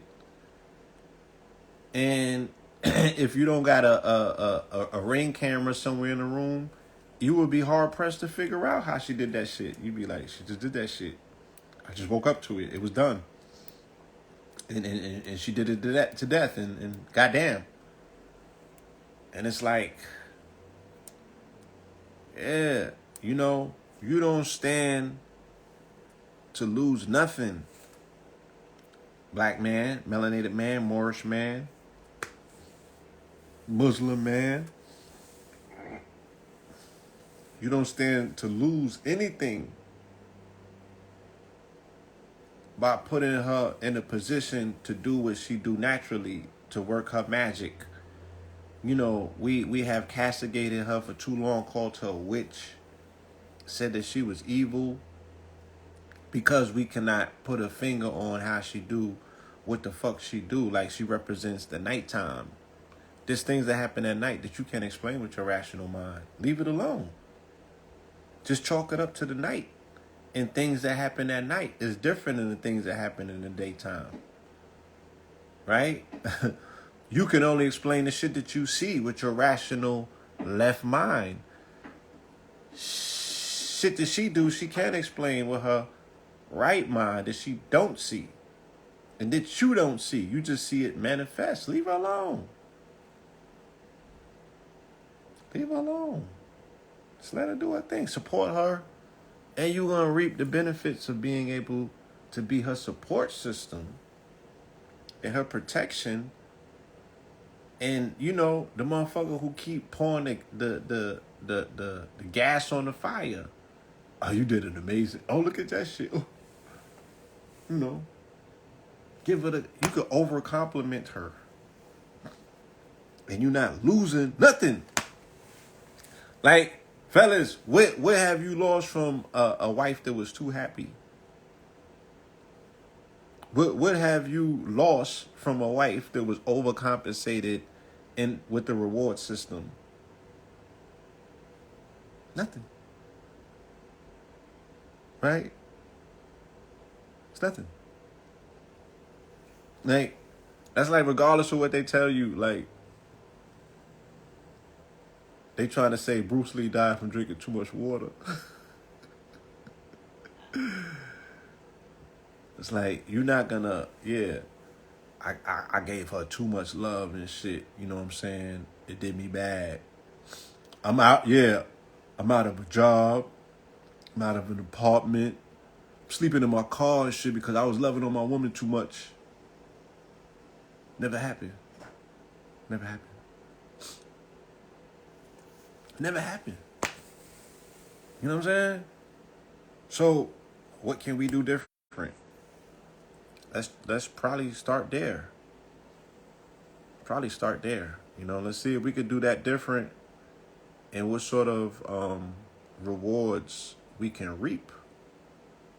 Just doing some things different. Humans versus nature, a long and destructive journey to the age of extinction. Right? The story of the damage done to the world's biodiversity is a tale of decline spanning thousands of years. Can the world seize its chance to change the narrative? Shout out to my brother Anthony. He's in here. I'm recruiting him. He might not even know, but you're being recruited to my news research team because you always got some of the best articles. So you'll notice, like, they've been putting out a lot of stories about rewriting the narrative of their origins. And they can only be speaking about them. And the reason that I know it is because they always show a cave when they're talking about their ancestors. There's no caves in the jungle. There's no caves in the Congo. Right? There's no caves in areas of the planet where the humidity is a particular way. Then these cave dwellings and these cave paintings would not survive thousands upon thousands of years. So every time that they talk about their ancestors, right, and they're forcing themselves into the narrative by calling them humans, even though they want to talk about the Division man and Neanderthals and shit, but then they want to use the word humans to say, oh, those was our cousins and this how we became humans. No, you ain't talking about your story. You're talking about somebody else's and you're forcing your way in. Right? Our people have no historical record of destroying biodiversity, even when we left the jungle and became hunter-gatherers. Right? Because what is the hunter-gatherers mean that we became agricultural. And in order to become agricultural, you got to cut some trees down, right? You come out the forest, you become agricultural because in order for animals to graze, right, you got to cut some tree downs and make, unless, you know, they was talking about the plains and the plateaus, which they weren't. They were speaking about our people becoming agricultural and agrarian purposely. We went out, we raised fields and we allowed cattle to graze. And this is how we was raising cattle, right? It was all this is again, not necessarily natural. This is the beginning parts of civilization. Understand, as Sebi would say, the introduction of civilization is the destruction of nature. You cannot have a civilization without you destroying the ecosystem to create a construct that is not naturally occurring in nature. Nature does not make squares, right? It does not. That's not the G. When we became hunter-gatherers, we encroached upon nature by destroying aspects of it to create new aspects of it for civilization purposes, for food, right? But it signaled the beginning of the end. All right? A replica painting from the cave of Altamira in Cantabria, Spain, painted by paleo-humans, settlers between 35,000 and 11,000 BC, right? They're killing an elephant in Spain? That's weird. I thought the elephants ain't get to Spain and shit and all of that until motherfucking Hannibal crossed them over the Alps. Oh, that was Italy. But, you know, same shit. You can only get to Spain from Africa by crossing water. Where the fuck did the elephants get in Spain? Anyway,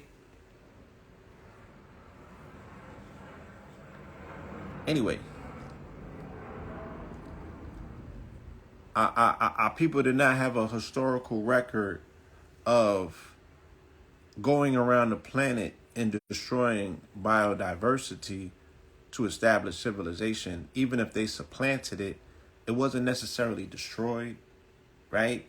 So now you're talking about children, imbeciles, who don't know nothing about world history, don't know nothing about where they came from, their origin stories. They keep rewriting it. Our ancestors been had this shit figured out forever and a day, right? Forever and a day. They been had it figured out. And because everything that they have found about us said that we belong to high society, we always knew how to integrate biosystems into our living ecosystems, and they were able to thrive alongside one another or intersperse with one another. Case in point, look at the millions of skulls that they're standing on. These are all bison skulls. They figured out the way that they can destroy and decimate the indigenous population of this country was by destroying the bisons, what at that time was considered their food source, but also aspects of their spirituality. So this is what they do. They're not talking about us. They can't be talking about us. Nobody does this. Right? Nobody does this but them. The primary driver of destruction in mammals on this earth. 96% are either such and such or humans. No, not humans. The white man. Like, let's put that shit where it deserves to be. We are not participants in this. Historically. After the spread of farming and significant population increases, it was European expansion that would be the next big blow to the planet's biodiversity. Yeah. While indigenous peoples across the world live mostly within the limits set by nature, recognizing their dependency on it and protecting it while hunting to survive, all that was about to change. Right? This is what they represent. This is who they are.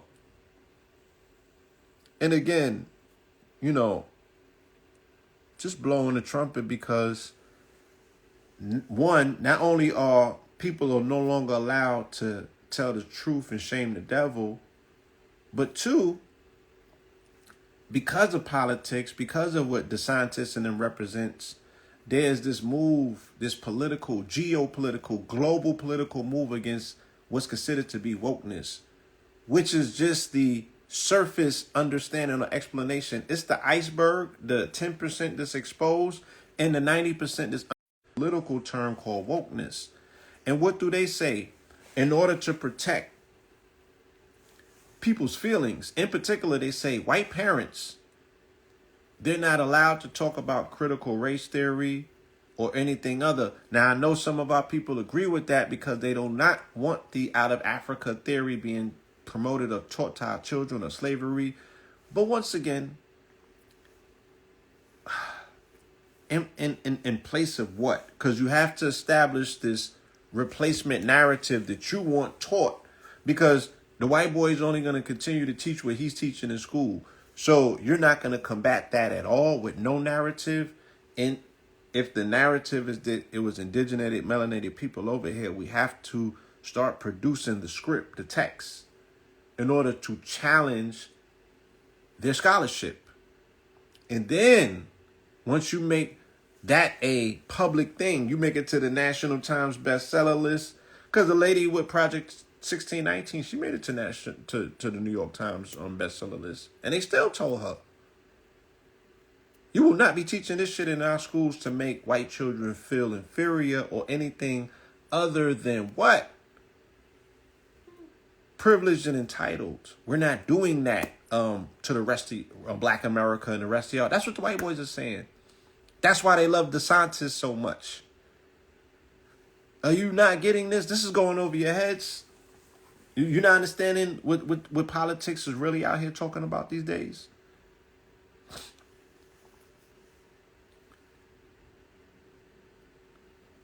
Europeans' interest in the diversity of life peaked in the Victorian era. Their interest in the diversity of life peaked just in the Victorian era. How can these people be in control of the planet and their interest in biodiversity just peaked in the Victorian era? You know when the Victorian era was? When they had Victorian homes all around the place as motherfucking big houses for slavery. That's the Victorian era. That's like 2 or 3 generations removed.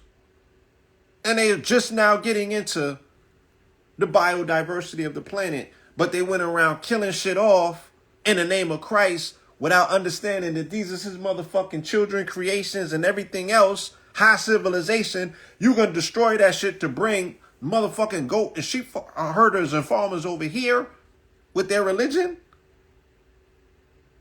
And they're like, nigga, we got bisons and buffaloes? Great natural history museums are testaments to this excitement of discovery. They wanted to show off the exotic animals and plants collected from all over the British Empire to the public at home. So look at the shit that we came across when we was killing off niggas, taking their shit. Oh, these are some cute plants, right? These are some exotic animals. Let's put the and this was my upbringing and my education once again. So I'm no holier than thou. I will go to the Natural Museum, the Museum of Natural History on 81st and 5th Avenue. No, that was the Metropolitan. The Natural Museum is on the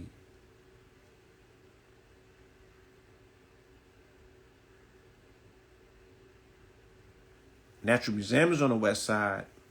Anyway, both of them shits was on both separate ends, separated by Central Park. It was the Museum of Natural History on one end of the island of Manhattan, and on the other end it was the Metropolitan Museum, right? Yeah, so the Upper West Side was the Natural Museum. The east side was the Met. Nonetheless, right? You would go to the museum, and in the Central Park they got the zoo, right? Or you would go to the Bronx Zoo to see the exotic animals. Then you would see the exotic niggas in the museum. And that's how they did it. Feel me? And this was the education that we was growing up to, being exposed to Africa. I'm going to tell you what else. Tarzan, Indiana Jones, right? I'm just keeping it real. Like, this is the shit that was educating us about the continent. Bugs Bunny cartoons.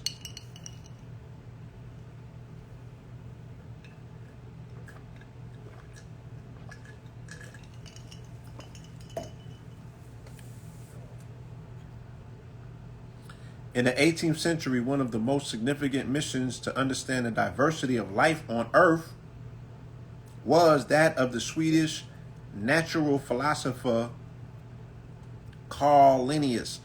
Like, so this is the shit that I'm talking about. Well, Star Wars didn't teach us about the continent. I'm speaking specifically, right, that I will watch Indiana Jones and I will get ideas from that. Like, oh, this is what life is like on the continent. You know what I'm saying? James Bond and shit like that. Straight propaganda. Things that was indoctrinating us in every sense of the word. These are the things that was being presented and shown to us. King Kong. Through media. How else are we learning? Right? My father would take me to the museums and I was exposed to all sorts of history. But it had to be curated and preferenced in a particular way. I didn't know what the fuck I was looking at. It was all kind of shit coming my way. And my father's an atheist, so his shit, science is his religion. So he was like, yeah, this planet is a million years old, millions of years old. That religion bullshit is some fuck shit. He used to bang on it hard. Pause. So that was, he was indoctrinating me into science. And he'd be like, science cancels religion on every trip. He was like, that's some bullshit. Don't fall into it, whatever you do. Spanish, now I'm a pope. Shit. Spanish explorers and settlers arrived in Central and South America in the 15th and 16th century. Again, which makes me ask, you had a whole Bible speaking about a whole God that came to the planet so late that he didn't choose a chosen people until like 6,000 years into a creation of a planet that had already been millions of years old. Millions upon millions. So then you got a whole Bible furnished, but you don't gain access to the other side, the west side of the whole planet, until after the early 1500s, after the Moors fell, because the Moors was controlling the high seas. They was not allowing these people to leave the rope that they was roped into. They just got access to the rest of the world in the 1500s. But either one, you're supposed to be the chosen people. You're supposed to be in connection with God. Or you're supposed to be superior. But you just now finding out it's a whole nother side to the planet. And then these motherfucking animals that your God created, you don't know how to curate or take care of them. And you end up exterminating these niggas. But there's something spiritual about you.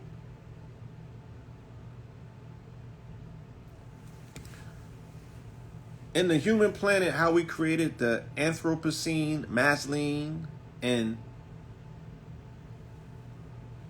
how we created the Anthropocene, Masline, and Professor Somebody commented earlier, but our people, right? We got ancient maps of Pangea, right? How you gonna have the old maps show all of these regions of the planet, and these niggas have never sailed the open sea until recently, and they thought that the fucking earth was flat, and you niggas is running around with that propaganda right now. So miss me.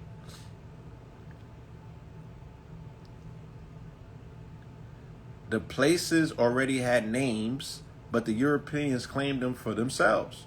Religions and notions of the superiority of Europeans, right, loom large as justifiers of both the conquest of land and the names themselves. The heyday of geologists naming vast portions of Earth's histories was also the European colonial era. There you have it, right? So these motherfuckers have never...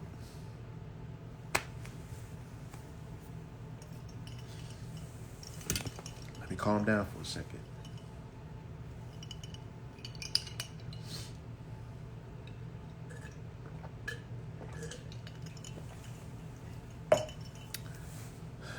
Let me talk about the caucasity.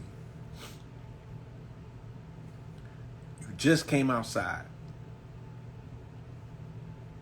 right?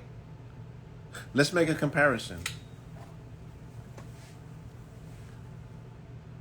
Niggas was trapped in the crib during C-19. You was inside. You was boxed in, right? You wasn't even checking the mail. You was so scared. You was roped off. They told you to stay inside. You slept under the bed, not even on top of it. Right? That's how scared you was. You slept under the bed, not even on top of it. And I'm not saying under the sheets. I said under the bed. Under the bed. That's how scary they was. Somebody else, though, they was like, nigga, I'm outside. I'm outside every day. Like yours truly. They was like, I'm outside. I'm planting. Right? I'm farming. I'm jogging. I'm sucking up that good prana. You feel me? I'm outside. I'm doing the most. I'm out here painting. You feel me? I'm watering the lawn. I'm mowing the lawn. I'm landscaping. I'm doing the most. And then you get the notification that you could come outside, right? And then you come outside, you start peeing on, the food, you start defecating on the lawn, you start digging potholes in the lawn. You feel me? And you start dictating or attempting to tell somebody, what it was like to be outside during C-19, but everybody know that you was in the crib, right? Scared to death, sleeping under the bed, spooky. The caucasity. So it's the same thing as the Europeans saying, look, I've been trapped off from the rest of humanity forever because humanity has a birth record for millions of years. Let's just say 400,000. Let's say 100,000. Let's say 100,000 years, right? Humanity has a notable track record that can definitely Send help, y'all. Help me, please. Help me, please.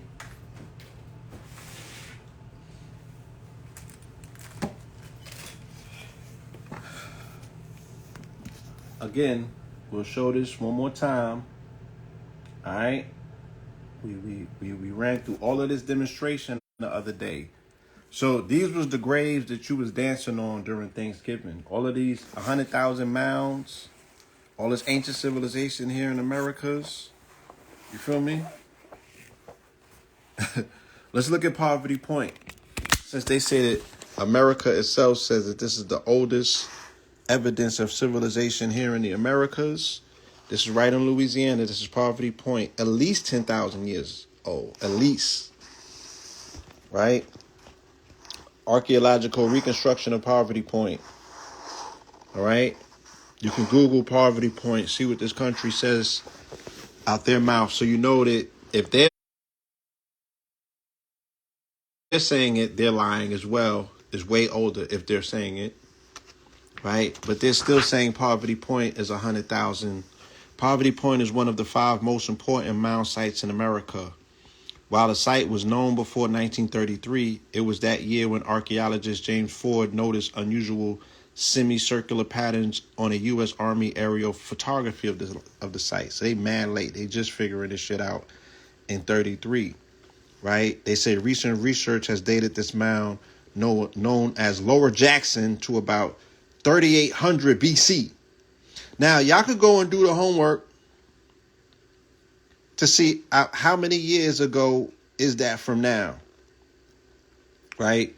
3,800 before Christ, and then add 2022 to that. And that'll give you the number, allegedly, right, of how old this was. Okay? And once again, these are the high civilizations that they encountered when they came here. It was 500 nations when they got here. America is so old that the indigenous people that they found here were living on top of civilizations that was already built and abandoned when they got here. However they got here. However long ago they got here. However long ago they got here, shit was already ancient and antiquated by the time they got here. That's how old it is over here. But they destroyed all of this shit to bring Christ in a downstairs religion, right? With imbecilic people who do not know anything about biodiversity or how to get along with nature, only to destroy it. And these people are supposed to tell you that they did you a favor by introducing you to high civilization. How? You already had high civilization. The evidence of high civilization is art and science. Medicine, definitely architecture, right? And civilization, how you built it, right? The concepts around it. It was already here. And they have not replaced it with anything, because we do not live in a high civilization society.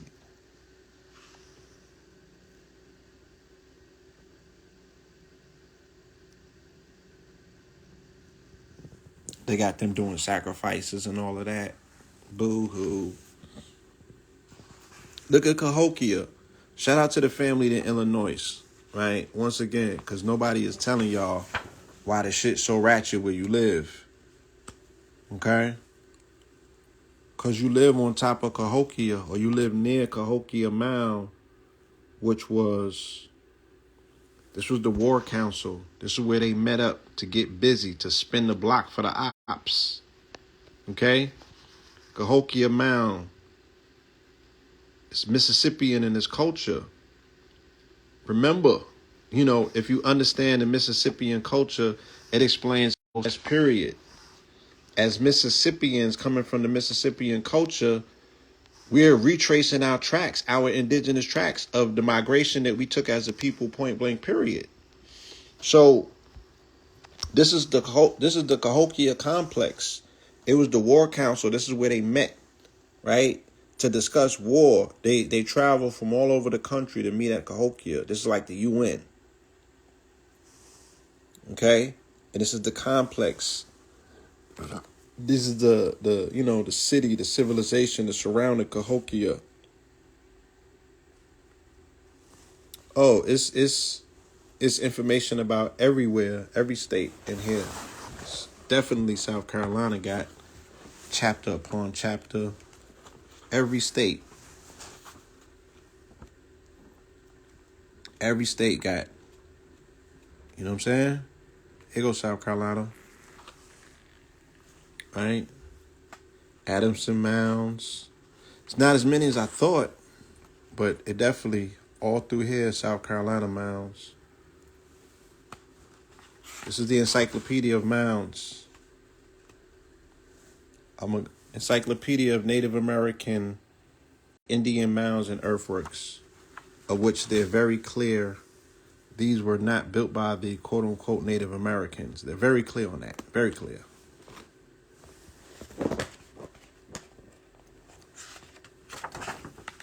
All right, there goes Birdman. That's the Birdman. That's what his name is.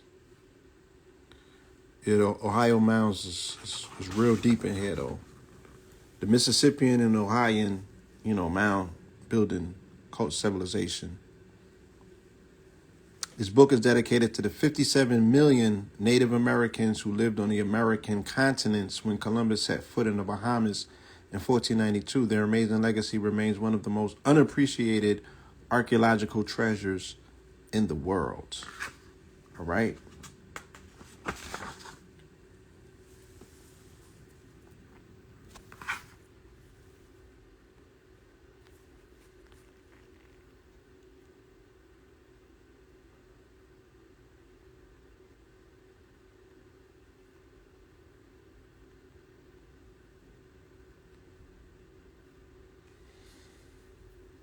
Quasicultural, yes. Again, so yeah, damn near every state checks in.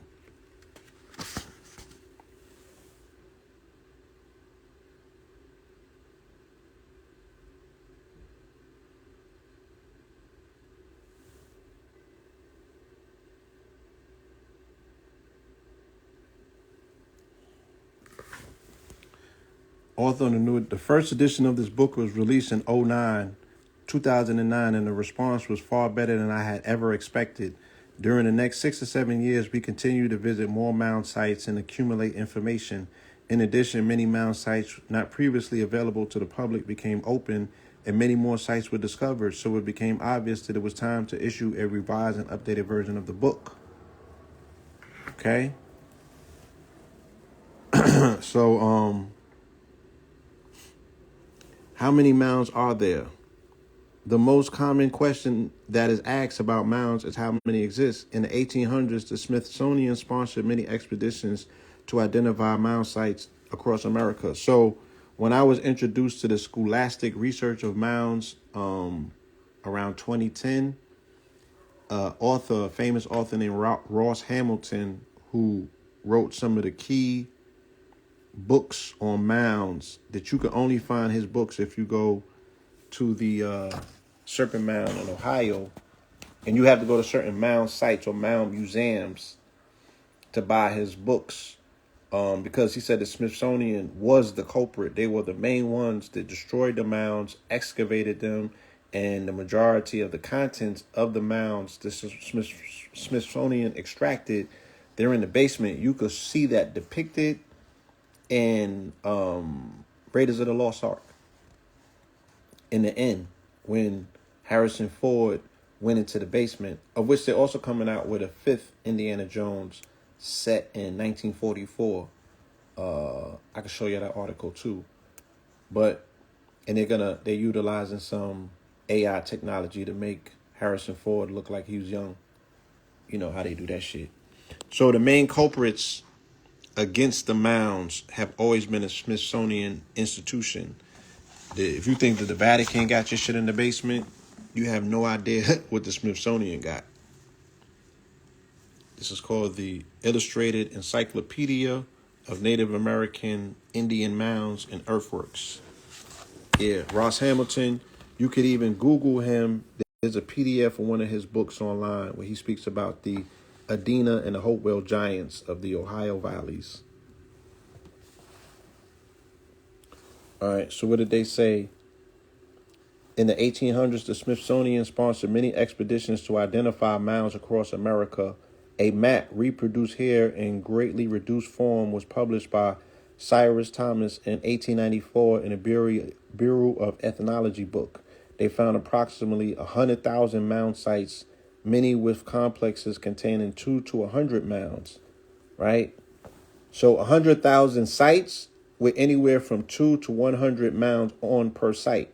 The figure of 100,000 mounds once existing based on the Cyrus Thomas maps revealing 100,000 sites is often cited by others, but that estimate is far, far too low. After visiting several thousand mounds and reviewing the literature, I am firmly certain that over 1 million mounds once existed and that perhaps 100,000 still exist. Oddly, some new mound sites are discovered each year by archaeological surveys in remote areas, but in truth, the large majority of Americans' mounds have been completely destroyed by farming, construction, looting, and deliberate total excavation. So this is the map that they put out in the 1800s, right? And the dots represent mound sites. Note that the dots represent sites, not individual mounds.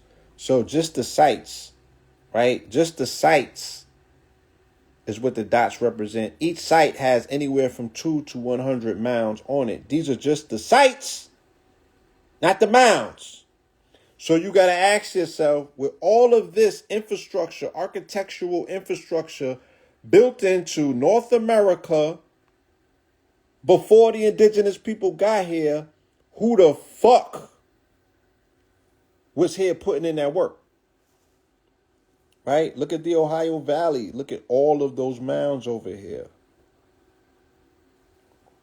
And then you got to study geomancy to understand why mounds. Right? Then you go back to Kemet and figure out that Ptah and the earth was created by a mound, according to Ptah, according to Kemet. According to Kemet. Right? But you don't find mounds in Kemet. You find them over here. In the millions. As they said, they destroyed so many of them, right, that we'll never know the fullness of the truth. But yeah, so understand this is the grave that we've been dancing on of our ancestors when we participate in these felonious folk traditions over here called Thanksgiving and shit like that. These is the graves that we pissing on. These is the ancestors' heads that we dancing on, right? This is who you doing a bukkake on when you choose Americanism over our indigenous elements of who and what we are. When you side with the colonizer and you choose the white man, right? This is what you're forsaking. These indigenous ancestors that practice the highest form of civilization because their architecture was tied directly to astrology, to cosmological pairings, right? This is Georgia. This is Birdman. You find him at the Etowah Mound, right? They go to Etowah Mound right there, right? Reconstructions of the Etowah Mound, right? There goes Birdman. or the feathered serpent. That's quasi-cultural as well, right? These are the Georgia words.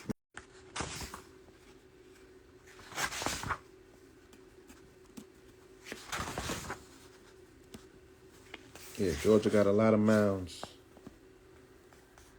You know what I'm saying? Yeah, this should be required reading, you know? This should be required reading, and it will be one day. It will be one day. Once we get this empire back up, once we get this, we get our thing moving the way it needs to be moving, and once our children see the utility in knowing this information and empowering themselves, you feel me? Because we make it make sense, not just feel-goodism, not just to, oh, I'm just looking for my identity. I'm lost out here. That's not enough. Empower them. You know what I'm saying? Show them how to extract some power from it. You know?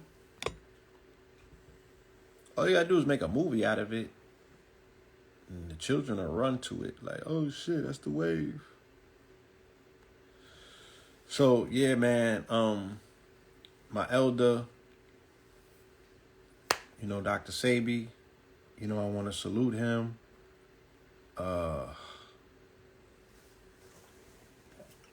This is his Bday.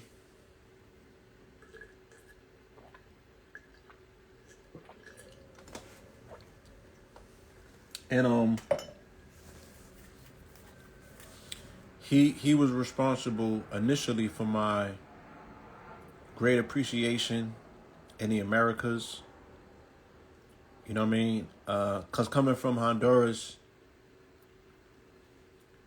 he was super African. Like, he wasn't embracing his Honduran background so much, but that's where he was from.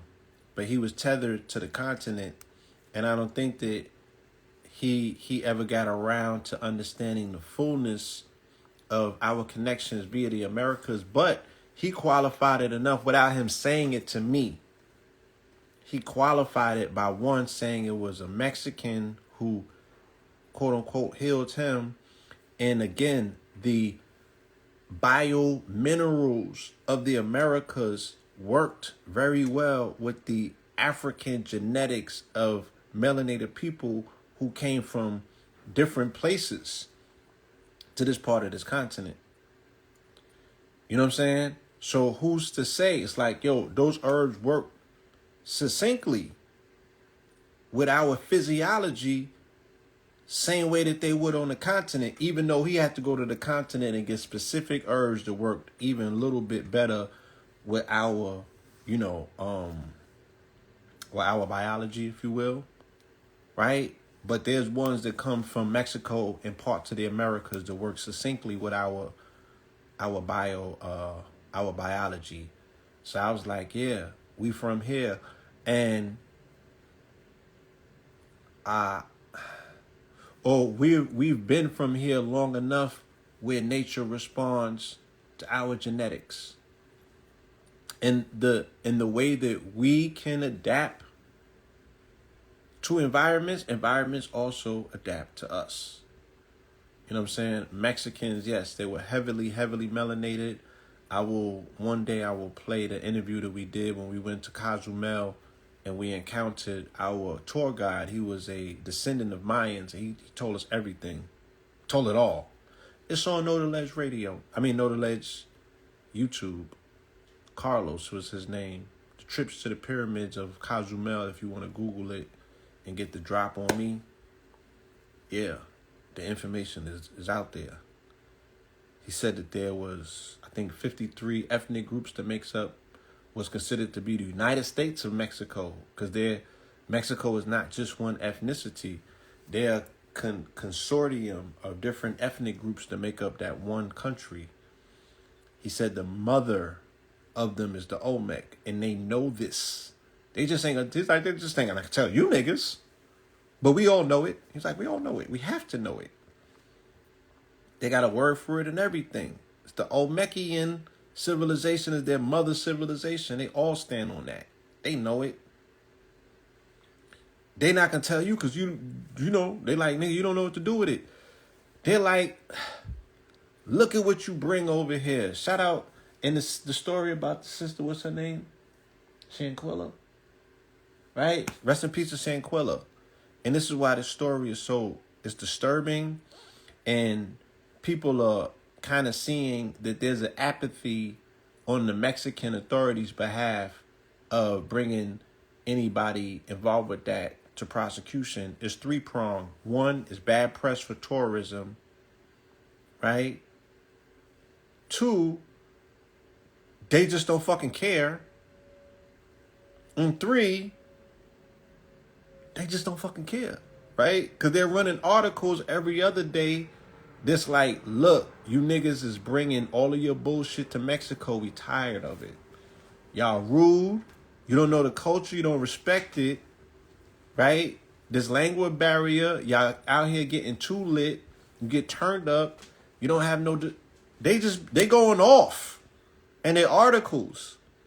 So I'm reading the article over here where they're detesting black tourism because the shit is just too ratchet, right?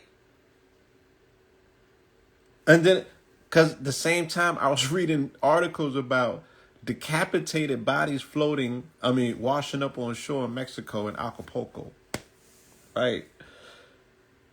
And they're reporting that. They got headless bodies washing up on shore while they have tourists and diners on the beach, dining and in the water and shit, and headless carcasses is washing up on shore. And they like, this is bad for tourism. They would rather that than niggas. They would rather that.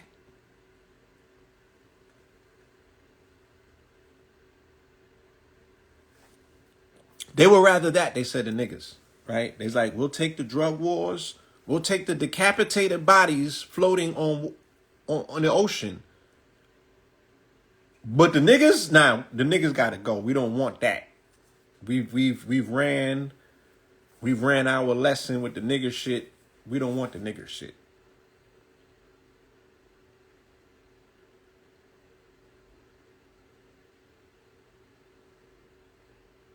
Right? So I go from reading that to hearing about this narrative. There was mad narratives leading up to that. There was the 4 people that died in the Airbnb of the carbon dioxide poisoning. I showed you that article. They never reported it. It didn't make it didn't make Black Twitter. It didn't make the nigga net.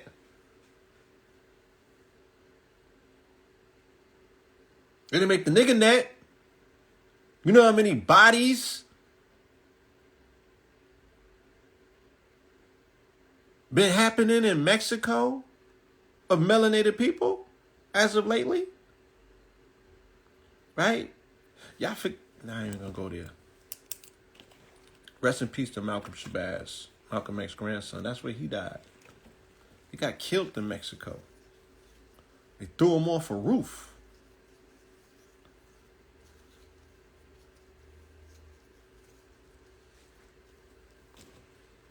Right? I showed y'all this.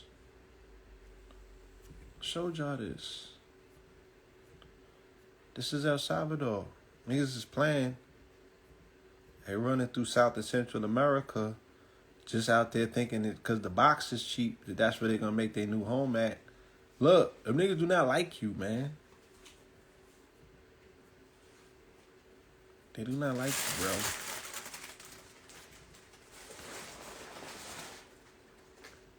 Hold on.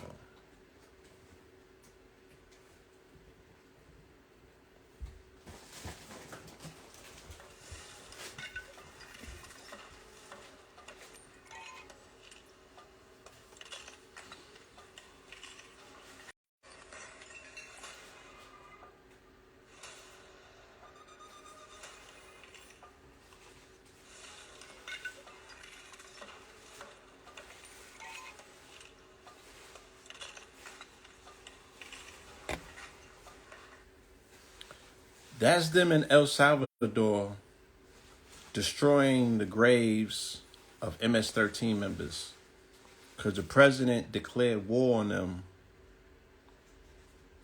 okay, in life and in death. So they're sliding on them in the afterlife. This is how they're giving it up. This is how they're giving it up. Y'all might not be ready for this. You feel me? So we over there playing games with these people. These people different. And everybody's tired of niggas shit.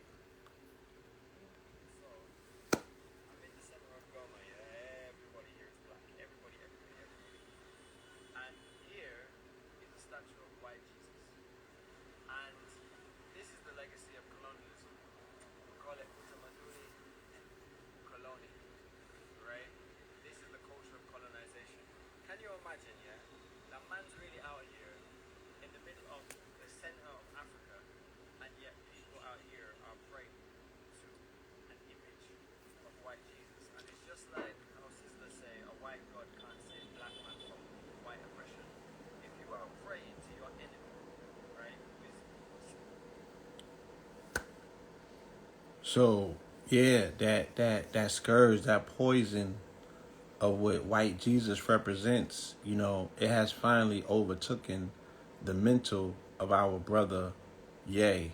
So again, I want us to be very mindful as to what we're looking at.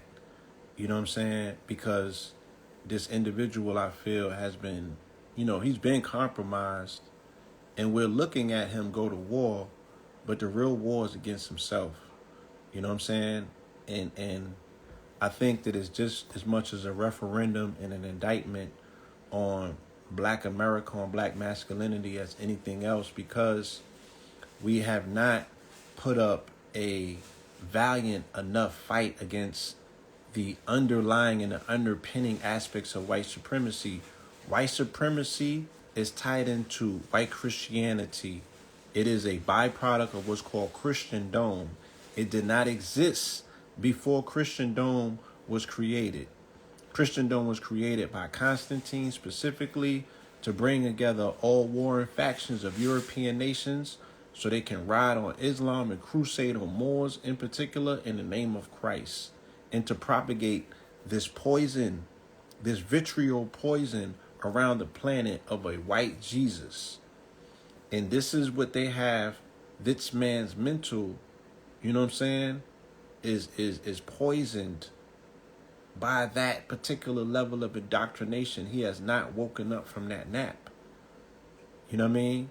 So be mindful that you're looking at a person battling the white man and the black man inside of themselves. As a Gemini, that's what we're looking at. Mr. Ye, Mr. Kanye West, right? The embodiment of the Western man, or the black man in the West. The Westernest Western of the West is Osiris himself, right? The Lord of the perfect black. But this Western world that we are living in, yes, it has been usurped by a concept of whiteness that is not what the Moors subscribe to per se, right? We're talking about Christendom. We're talking about the concept of a European messianic force, right? A Caucasian Christ. That is a war tactic, right? That is a war tactic that has destroyed and decimated entire civilizations. Is genocidal in its origin. Is genocidal in its versus nature's long and destructive journey to the age of extinction. Is literally responsible for the oncoming extinction of species. When crusaders and colonizers and conquistadors came over here to conquest in the name of Christianity, they upset the biodiversity balance of the planet by destroying shit that they had no business destroying, right? Unapologetically. And you niggas can miss me with your fake fucking activism when it comes to Jerry Jones and his football shit, because the Giants and the Cowboys set an NFL record that has not been seen since the 90s. Right? Niggas did that. Once again, showing how much motherfucking white lives matter, and you don't love yourself to stand in the right place. Oh, you was watching the game because you was expecting Jerry Jones to make a motherfucking apology. No, you should have turned the goddamn TV off. And I said it in my post. Miss me with all of this fake activism, all of this fake nigga outrage. You asking black men to walk away from the Dallas Cowboys, niggas? Have you don't understand the temperature in the room. You just don't understand the temperature in the room. I thought we was boycotting this bullshit since Kaepernick. Right? But these niggas are setting records on Thanksgiving Day. By you watching the Cowboys. What's the metrics and the optics there?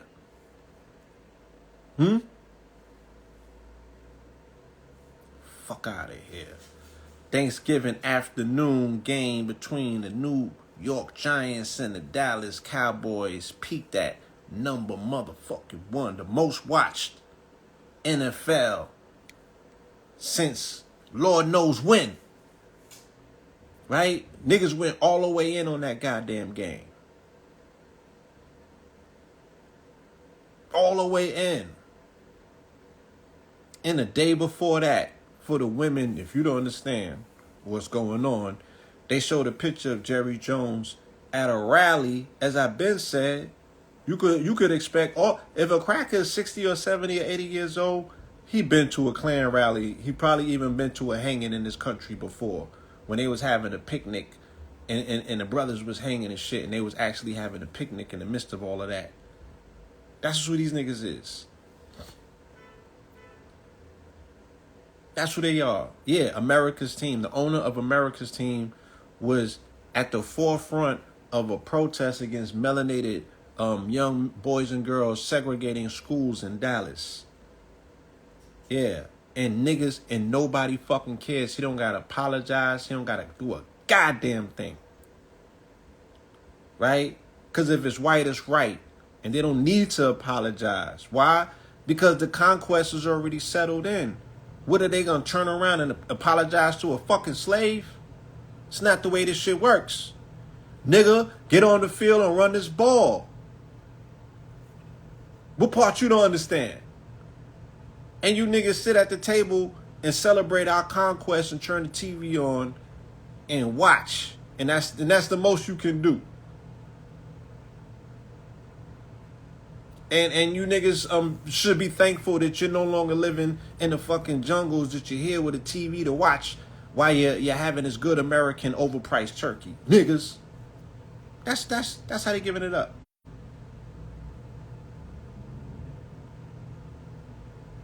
That's how they giving it up. Unapologetically. No apologies whatsoever. Don't wait on it. It's never coming. The queen fought painfully in her final years. They saying that she had cancer.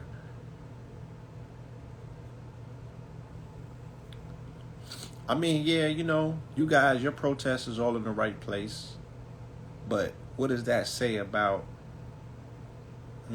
that's millions upon millions of people who's not.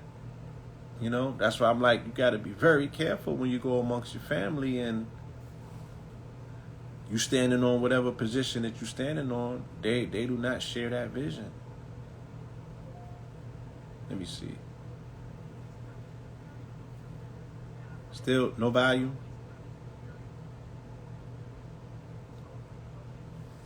Yeah, so Nick Fuentes is a virulent racist and white supremacist. There's no excuse for him. You can't his shit is cut and dry. You can't flip it, twist it, no other way. This is a no-no. You feel me? This is a no-no. You know what I mean? And we can't say who people should hang out with, but if Kanye's political ideology is being radicalized by this subset of individuals, then he's in trouble, and we in trouble if we fucking with him still. You know what I'm saying? He's in trouble, and we in trouble if we don't understand that we gotta draw a line somewhere and be like, yo, let that nigga go over there with that crazy shit.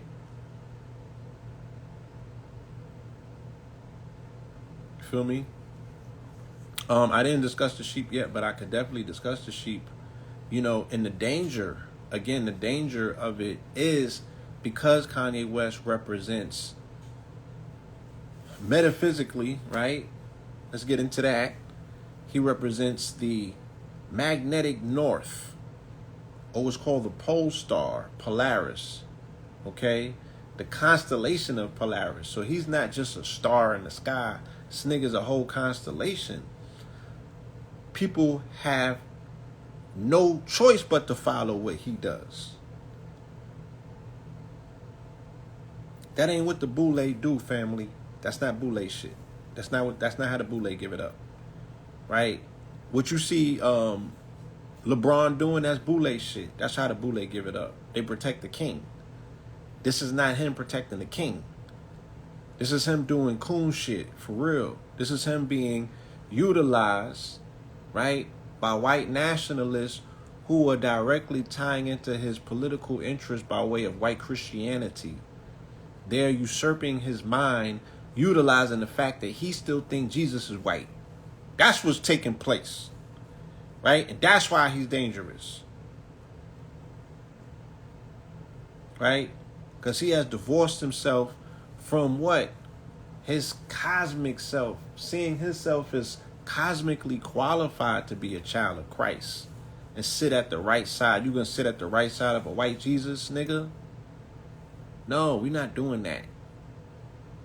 And y'all can have these fake conversations all you want about Jewish people and all of that stupid shit. The underlying cause of your suffering, right, is the fact of this white motherfucking Jesus. And if you're not rallying against the Pope and the church and Jesus, then you're missing the point. You're gonna go over there and beef with the ghoulish people. You don't got nothing for them. You don't got nothing for them. Because when you finish there, it's still, if you don't get back to the church, nigga, then you've missed the whole point of this. You're never gonna get reparations. You're never gonna get your land back. You're never gonna get your name back. You're never gonna get your history back. The church got it, not the rabbi, but the Pope. Okay? They never said that your shit was buried underneath Jerusalem in the Temple of the Mount. You never heard that. They told you it was buried underneath the Vatican.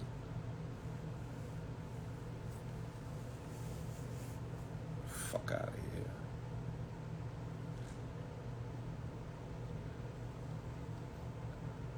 Once again, a convenient op, because you don't got to do nothing but make memes and point fingers and sound like you deep. Right? But you ain't going to Israel to get nothing back. You ain't going nowhere to get nothing back.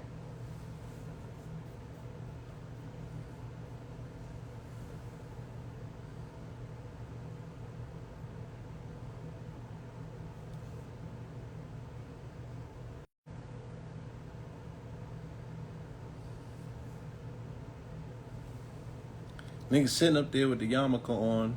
I mean, I guess that goes over everybody's head, huh? Like we just don't get it. We just don't get it. It just goes over people's head.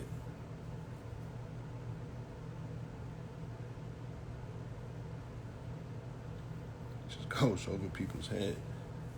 Yeah, you don't even talk about getting reparations back from the church. And they the ones who signed off on the paperwork to put your ass in slavery.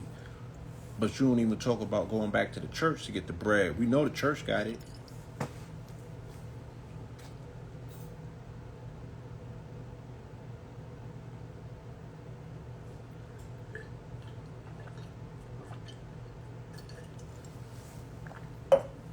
Remember what was on the front of White Lives Matter shirt? Huh? What was on the front of the White Lives Matter shirt? Pope John Paul II.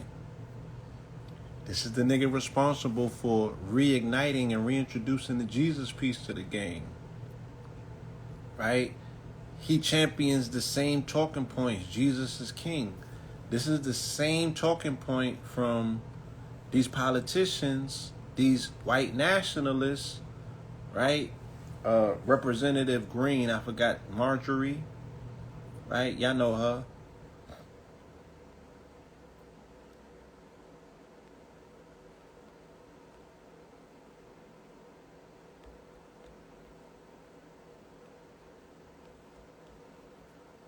Let's talk politics. Let's get into some of this shit, just so you can put some of these faces with the names and not be so lame.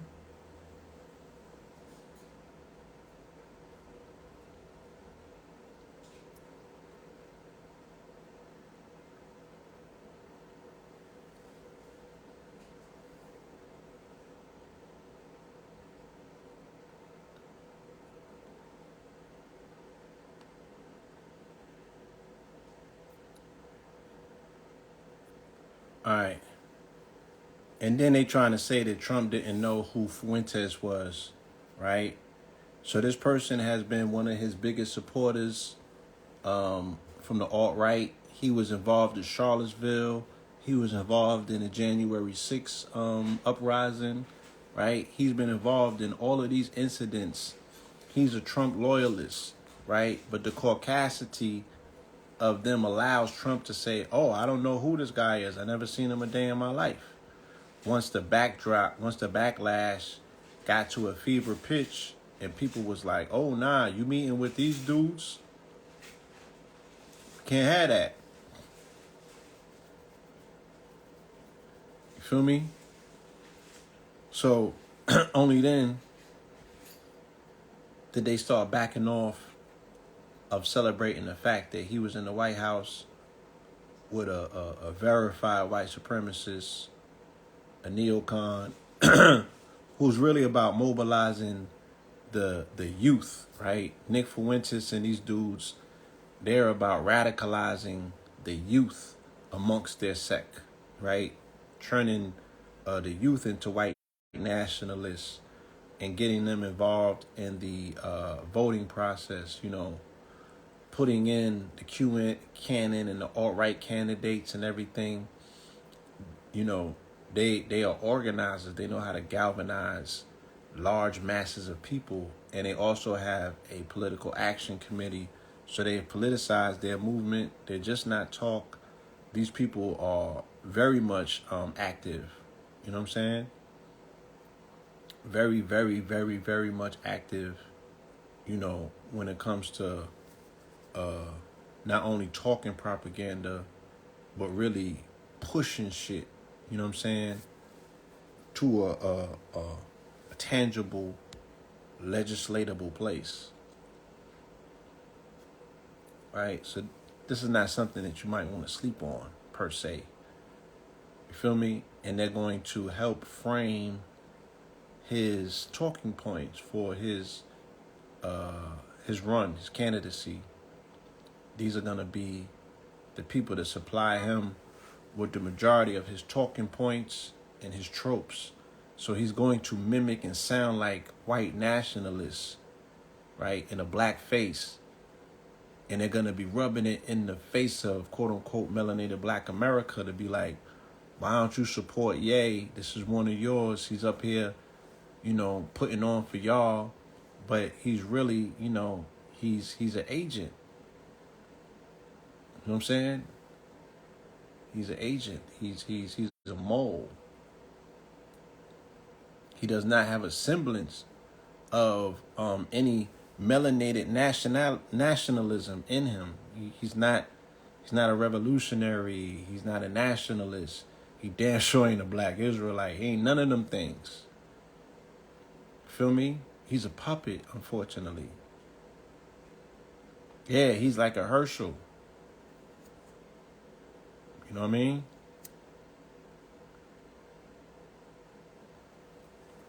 So, I think I said enough. Once again, shout out to the elder, Dr. Sebi, on his born day. All right, shout out to Mama Pill. See if I could get her to do something with me later.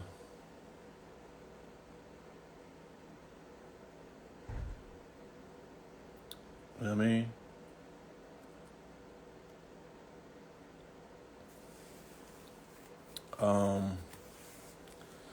Let me see. I had something I wanted to say as it pertains to Sebi. Oh, okay. So, you know, coincidentally, his born day comes right after the beginning of the quote unquote holidays, if you will.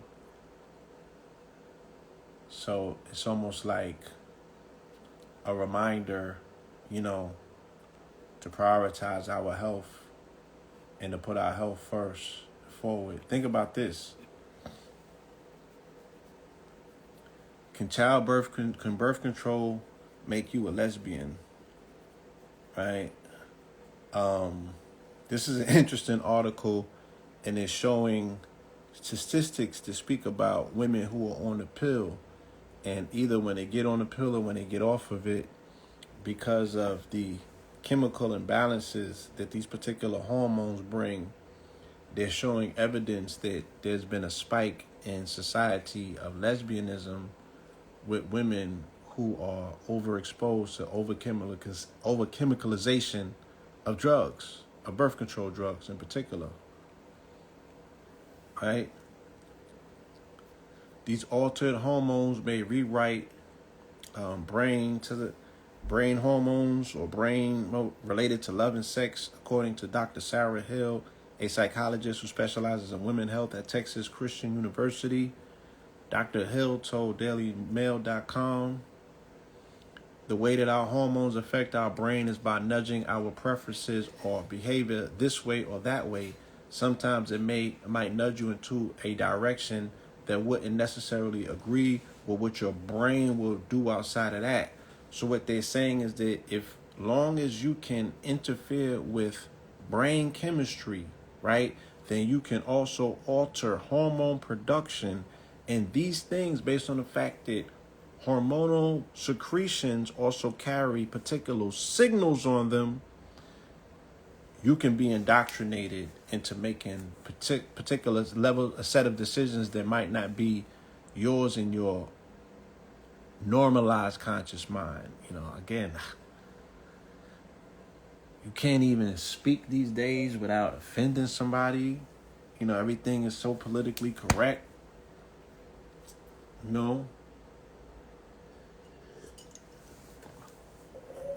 And I'm a reporter, but for the most part, I'm asking questions just as much as I'm providing answers, because I don't know it all.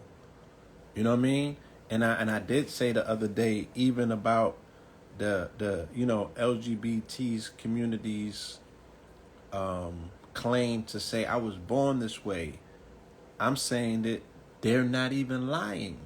But what I'm also saying is that in the womb, that child has been overexposed to chemicalization, which has changed his orientation. Based on what? Brain chemistry. The mother has been overexposed and the child has been overexposed.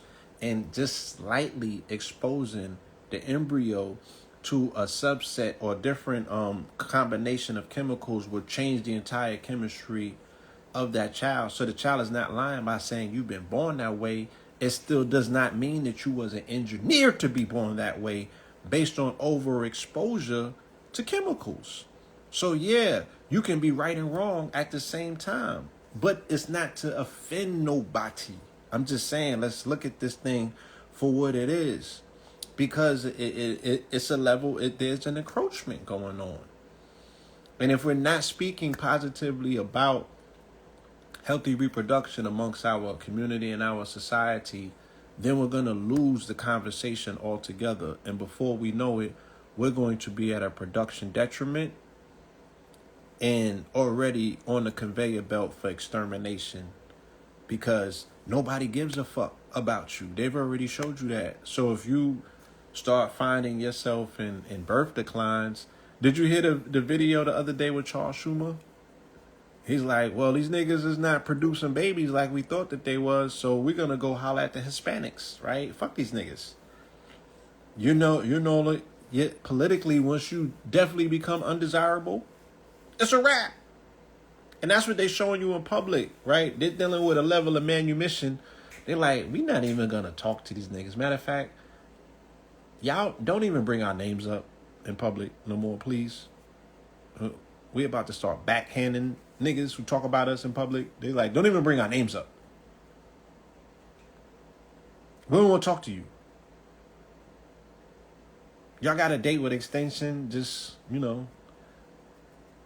stinky leg your way to extinction, niggas. And we're going to make some money off of that, too. All right? Y'all taking too much time talking to us. Go back to work. Making some money. That's how a pimp talk. And that's how they talked to Black America last month. Or for the, earlier part of last month. That's exactly how they spoke to Black America. And what did niggas do?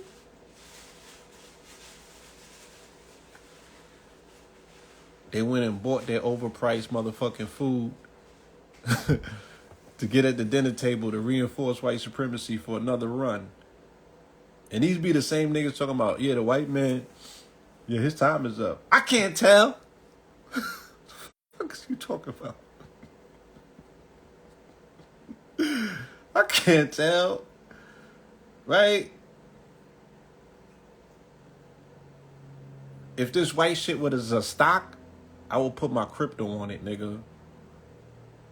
I will put my crypto on it. Fuck out of here.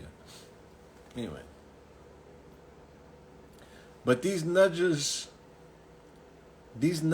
aren't generally so big, they're going to lead you to be an absolutely different person and desire an absolutely different type of mate. Women have anonymously shared their experiences on Reddit threads claiming that starting or stopping birth control woke up a part of their sexuality that had been asleep for years. Right? So you was eating cat in college, right? When you was liberal, got you a high-paying job, started taking birth control.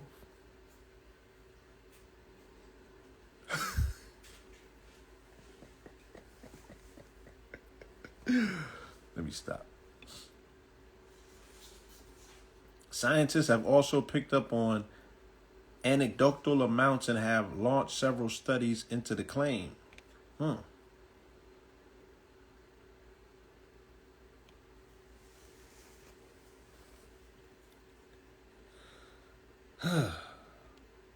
Interesting news. So, I want to, once again, you know what I'm saying? I'm asking for the family to be fully participant when I launch this news network because I happen to love to report the news. I'm not going to be so opinionated and, when I do this on the level of which I will be doing it. But I definitely, I'm doing it for us. So I'm going to definitely need us to tap in and to tune in. It's going to be super duper creative. It's going to be super exciting. You know what I'm saying? And I'm going to bring it. I'm going to bring the news in a way in which it's never been brought, but it deserves to be brought. Because,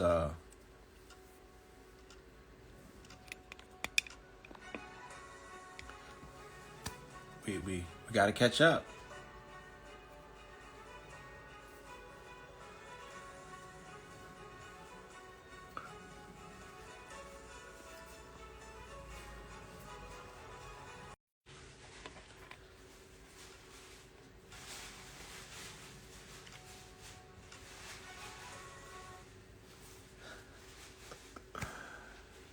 We'll be launching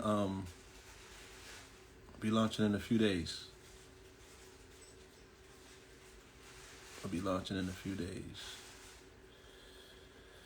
So it's going to be structured and organized. I'm not going to be freestyling. Everything will be properly prepared. You know what I'm saying? But it's going to be exciting. It's going to be engaging. It's going to be what we missing. Because I sit back and I notice that's where we losing at. You know what I'm saying? That's where we losing at. Repeat the name. I can't repeat the name. The only thing I could tell you that it will be on channel 44. Right? But channel 44 is the channel, but this news is going to be 4K news. And not just because it's pictured in 4K, but because this is the 20th anniversary of when I started my career in journalism, And I started out with a news outfit called 4K News. It was called Four Corners News. So that's where I'm going back to my roots. You know what I'm saying? I don't wanna redo something that's already been done the right way. I just wanna continue doing it, add on to it, build legacy. I hollered at my partner, the publisher. You know, we're coming to agreeable terms. You know what I'm saying? To reignite the franchise. You know. No, I'm not gonna be reading from a script. I don't think so. Even though I do have teleprompter technology, I know the narratives enough, but that's gonna be based on, because I have to stick within time constraints. It's an hour of power, so I have to make sure that I'm not freestyling and going off a script too much. I'm gonna let you know. Family. We're building out everything right now, so I'll let you know how to access it and tap in. You feel me? So Four Corners or 4K News is me going back to my roots and knowing that, you know, nothing was done wrong then. The only reason that I stopped doing Four Corners News is because it was a newspaper.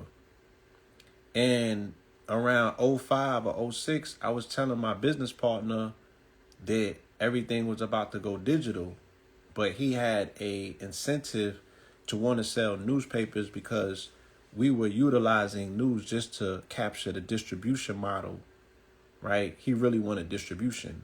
I wanted to be a reporter and a journalist, but the publisher, my guy JP, he just wanted to lock down distribution in the city. He was a hustler. And he know with distribution, once we lock down distribution in the bodegas, we can run music through it. We can run different products through it. So the most important part of what he was doing was distribution. So he could not let go of the newspaper model. I was saying, yo, this shit got to go digital because I'm reading up on the print industry and they all saying, yo, we losing all of our money. You feel me? Because the ad revenue is drying up and everybody's going to the internet. Now, they were saying the niggas don't read the newspaper, but we used to sell 85%, right, of our papers at the bodega, and all of our highest selling stores was in the hood across the street from projects. And they would tell us, and we know from being in the streets that the hood and the homies and everybody else was reading Four Corners. But the bodegas was like, yo, they never seen nothing like that before. How they would huddle around the paper and be reading this shit. Shout out to Black Dot, right? I cannot say thank you enough. He came along and gave us some much needed source. I believe in 2002. He said he started writing in January 2002 was his first episode or his first article. And I would make sure that his articles went on the back page and I would put it in color, right? Because they would go to the back page to look for sports, but they would find, you know, the articles which ultimately come out of the book to become hip hop decoded, or the hip hop matrix, Black Dot's legendary book, right? So they was coming in them stores and reading these papers. They was reading these, you know what I'm saying, publications. It was very sticky. It was very much engaging. The hood does read. They just have not put nothing in front of them that they want to read. There's a difference. And I swear I know the formula because I did this shit, you know, I did it expertly, or we did it as a team expertly when we were doing it. And then I went to do something else because it was time for that. So my publisher did not want to go online. He didn't want to embrace the internet. And I was like, nigga, I'm out of here. I ain't missing the internet. So I got with a childhood friend of mine named Majesty, and we started doing Street Knowledge TV, which was a video newspaper for the most part. That's when I started doing red carpets, interviewing rappers. Well, I was interviewing rappers since 01 with 4K with, you know, Four Corners, but I wasn't taping the interviews. I wasn't making them content. You feel me? I wasn't making the content, you know what I'm saying, of the interviews and preferencing and packaging and making that content. That's when the internet, that's when YouTube comes online in '05. You know, I started posting on YouTube January 1st, 2007. Prior to that, we were putting our IP or our content on cable, what is it called? Public access. BCAT in Brooklyn is where we were streaming it. And then we was pressing up the content into DVDs, and we was selling DVDs as well. But when the internet came, everything was going online. So 20 years later, why not just bring back the same format or the same brand with a refurbished aspect of the format? You know, extend the opportunity to global journalists, right? To say, why don't we become a version of Al Jazeera, right? Everybody got news where they at. Feel me? Everybody got news where they at. Everybody got citizen journalists where they at. Everybody got a 4K camera. Everybody got access to upload content. You know what I'm saying? So if we don't make real moves about controlling the narrative, then we're going to be subject to it every time.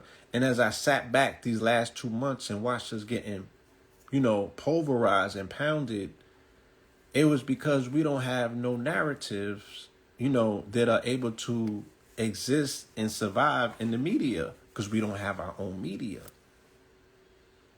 We don't have our own media. When I started reporting, when I became a reporter in '01, I went from being a model to an executive at Iron Mike, you know what I'm saying, to a motherfucking reporter.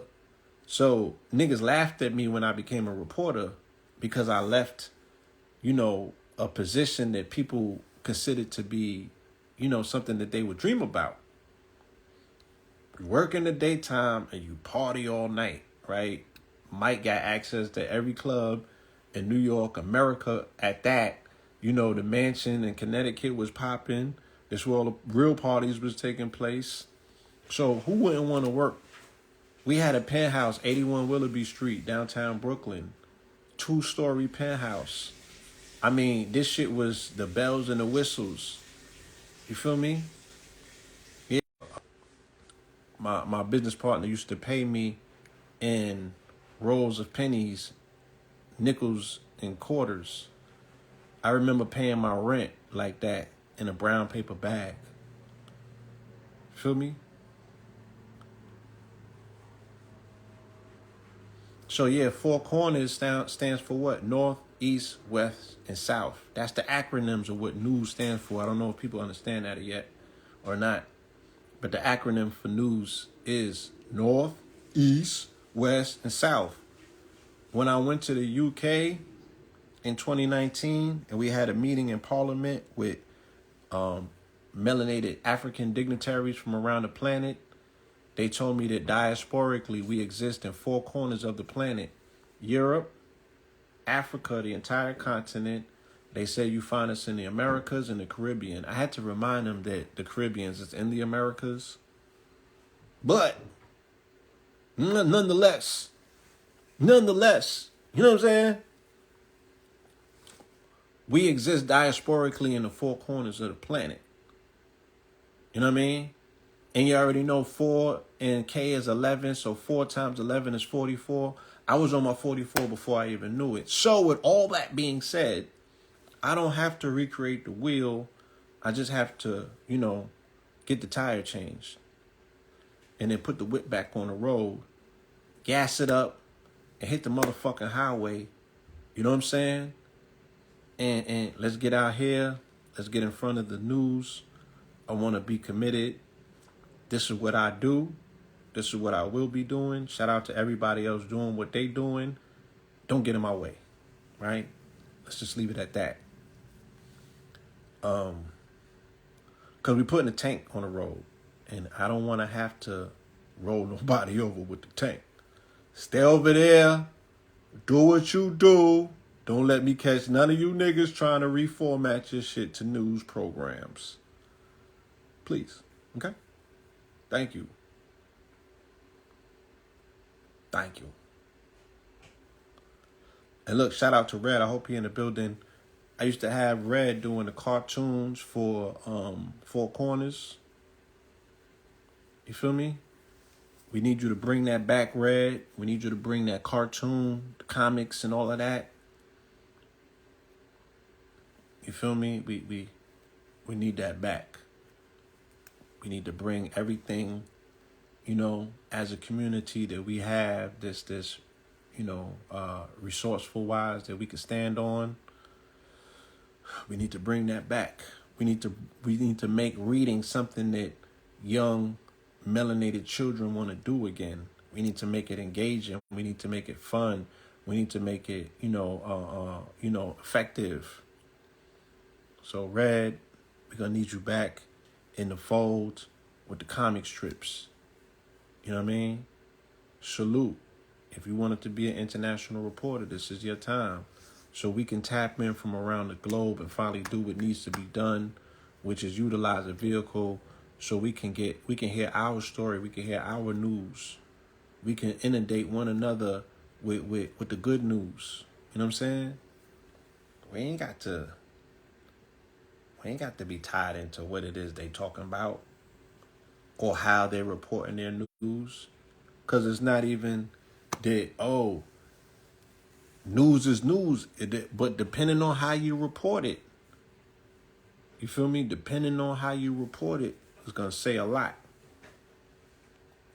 So 2023, that's what, you know, that's what I'll be on for the most part. That's where my concentration and my focus is going to be. You know, we need to take over the news. You know what I'm saying? I need to return to my roots. When I was writing, my name was P. Moore. So I might even go back to that. No. What did I say? My shit Pablo. Where he at? Yeah. My shit. Pablo the reporter. I'll be doing a little bit of that. I'll figure it all out in the next few days.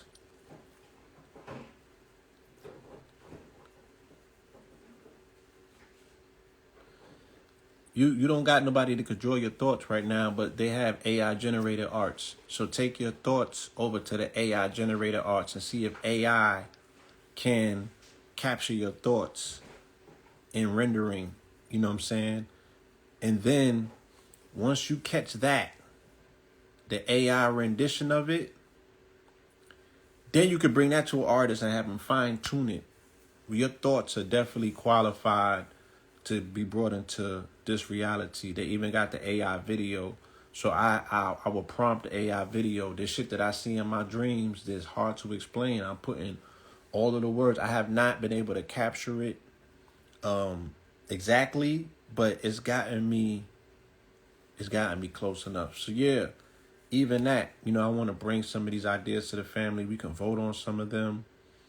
You know what I'm saying? And we could do it together. This is something that we can create as a community. You feel me? But know and understand that I want to bring my talents and my efforts back to where it started, which is journalism, kicking the door, waving the 4-4, finding the truth and bringing it to the people, you know, unapologetically, unfiltered, uncensored, you know what I'm saying, direct, you know, giving us what it is that we deserve. You feel me? Giving us what we deserve as a people to be like, nah, I'm bringing that news. Like, I don't know what they talking about. Look, shout out to my guy, right? I'm bringing the message. Shout out to Melly Mel. Yeah. I'm bringing the message. Legendary shit. You know? Let you hit the mushrooms and write a corner about the universe. Cool. We could do that. That was James Brown, but this is Melly Mel right here. This is Melly Mel. I just got some old pictures in the archive that I felt like I came across them. Look, this is my old setup.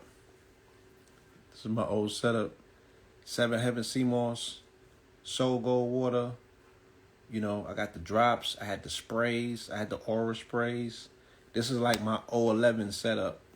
My this would have been my Black Friday. Yeah, come and get it all. Shit. In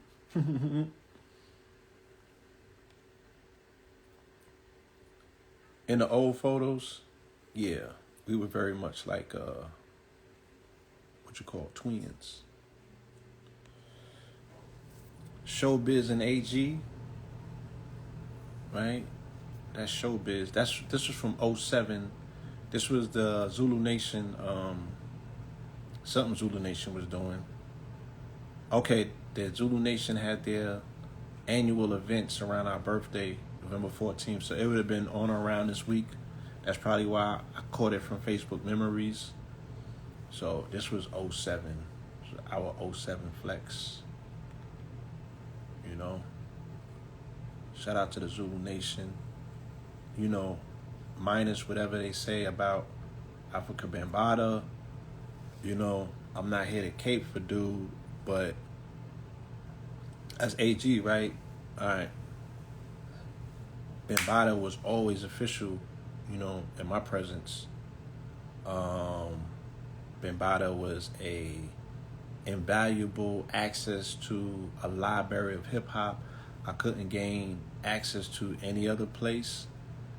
Every time that I was around Bambaataa, he was talking about some aspect of liberation for our people.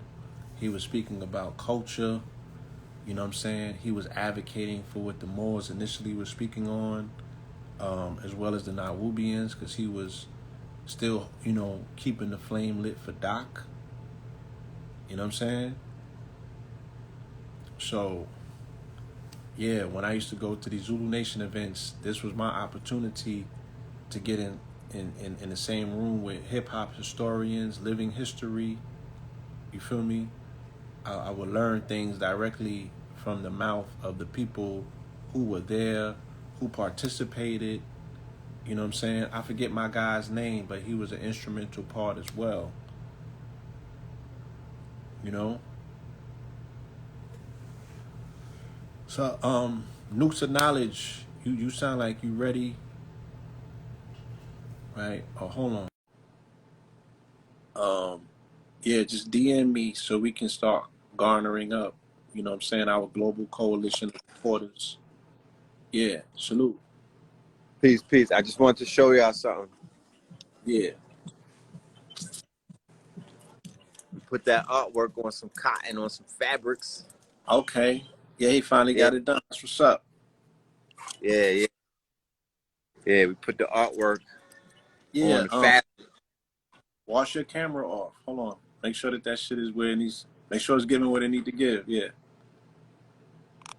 Oh, no, it's giving. It's giving? Okay. It's giving. Yeah, it's giving. Yeah, turn it back around. Let's see the artwork, man. Okay, yeah, the artwork, the drip is there.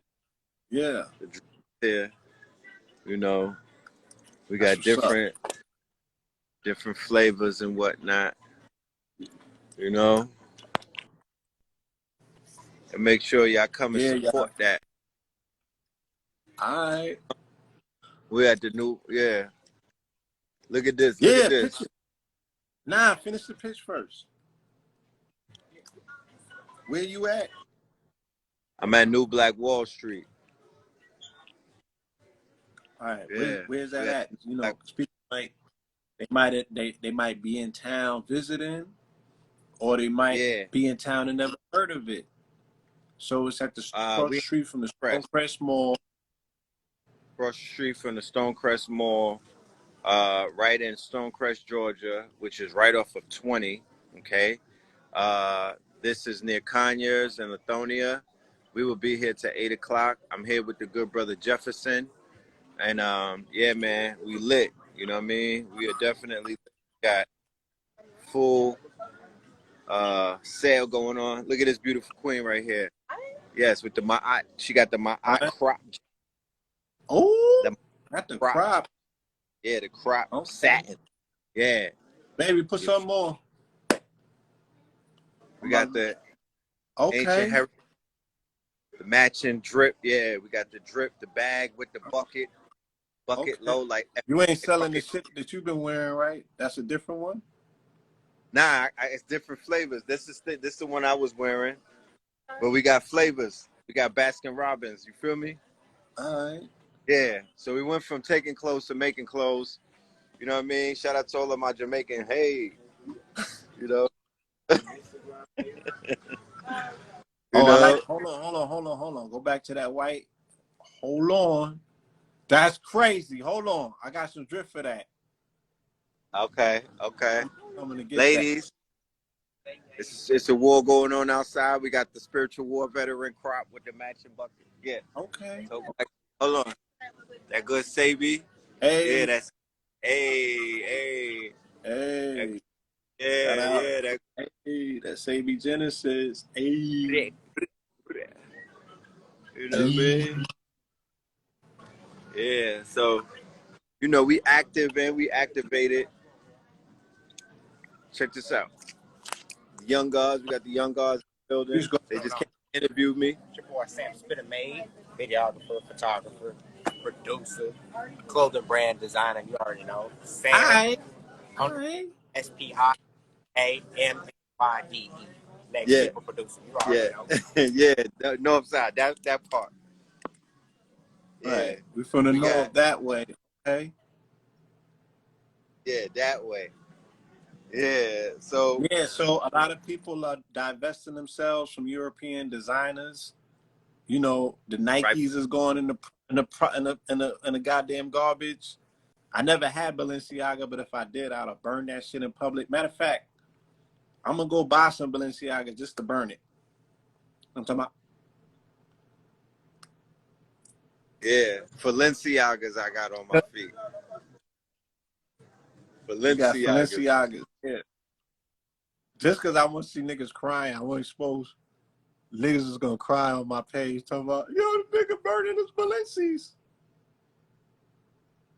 Yeah.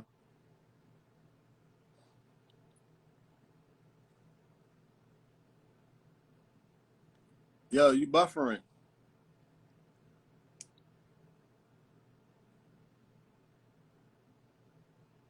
Yo, son, you buff. Oh no. I can't have this. Yeah, hold on, I'm about to cut it. I can't do the buffering shit, man. Oh, nah, for real. Sammy, look. Y'all got me. It's for the optics. Chill. I'm going to the Africans and buying the Balenciagas and burning them shits. Okay? You know what it is? There's Hold music. on.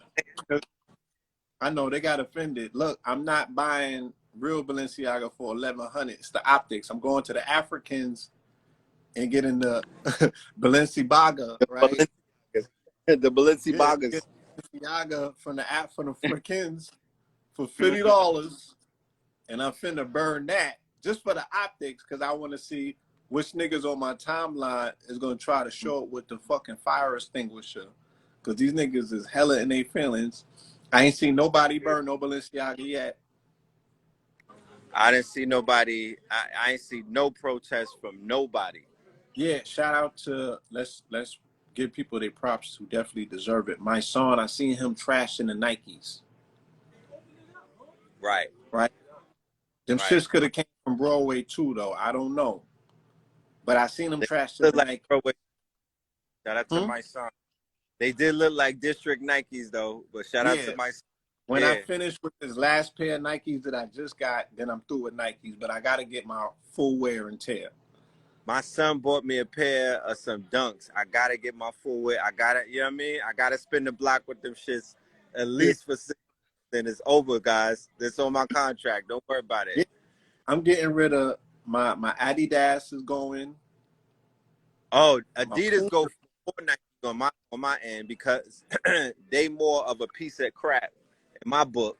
They gotta go. Nah. Phil Shell Knight toe showed stand, his ass. they gotta go. Phil Knight showed his ass. Phil Knight, yeah, Phil Adidas, Knight. Adidas gonna kill themselves. You feel me? Nike is too big of a brand that they like, fuck you niggas, y'all dependent. We know, you know, they like, yeah, we like crack to y'all, so we don't gotta apologize. We don't gotta pretend like we even care that you niggas is in your feelings. You gonna make us this bread. I seen a turkey that looked like Phil Knight the other day. Yeah, I I ate bet it. you did. And you ate it. Nah, I didn't participate in that. Yeah. I was at Cracker Barrel eating some cornbread. Just keeping it safe.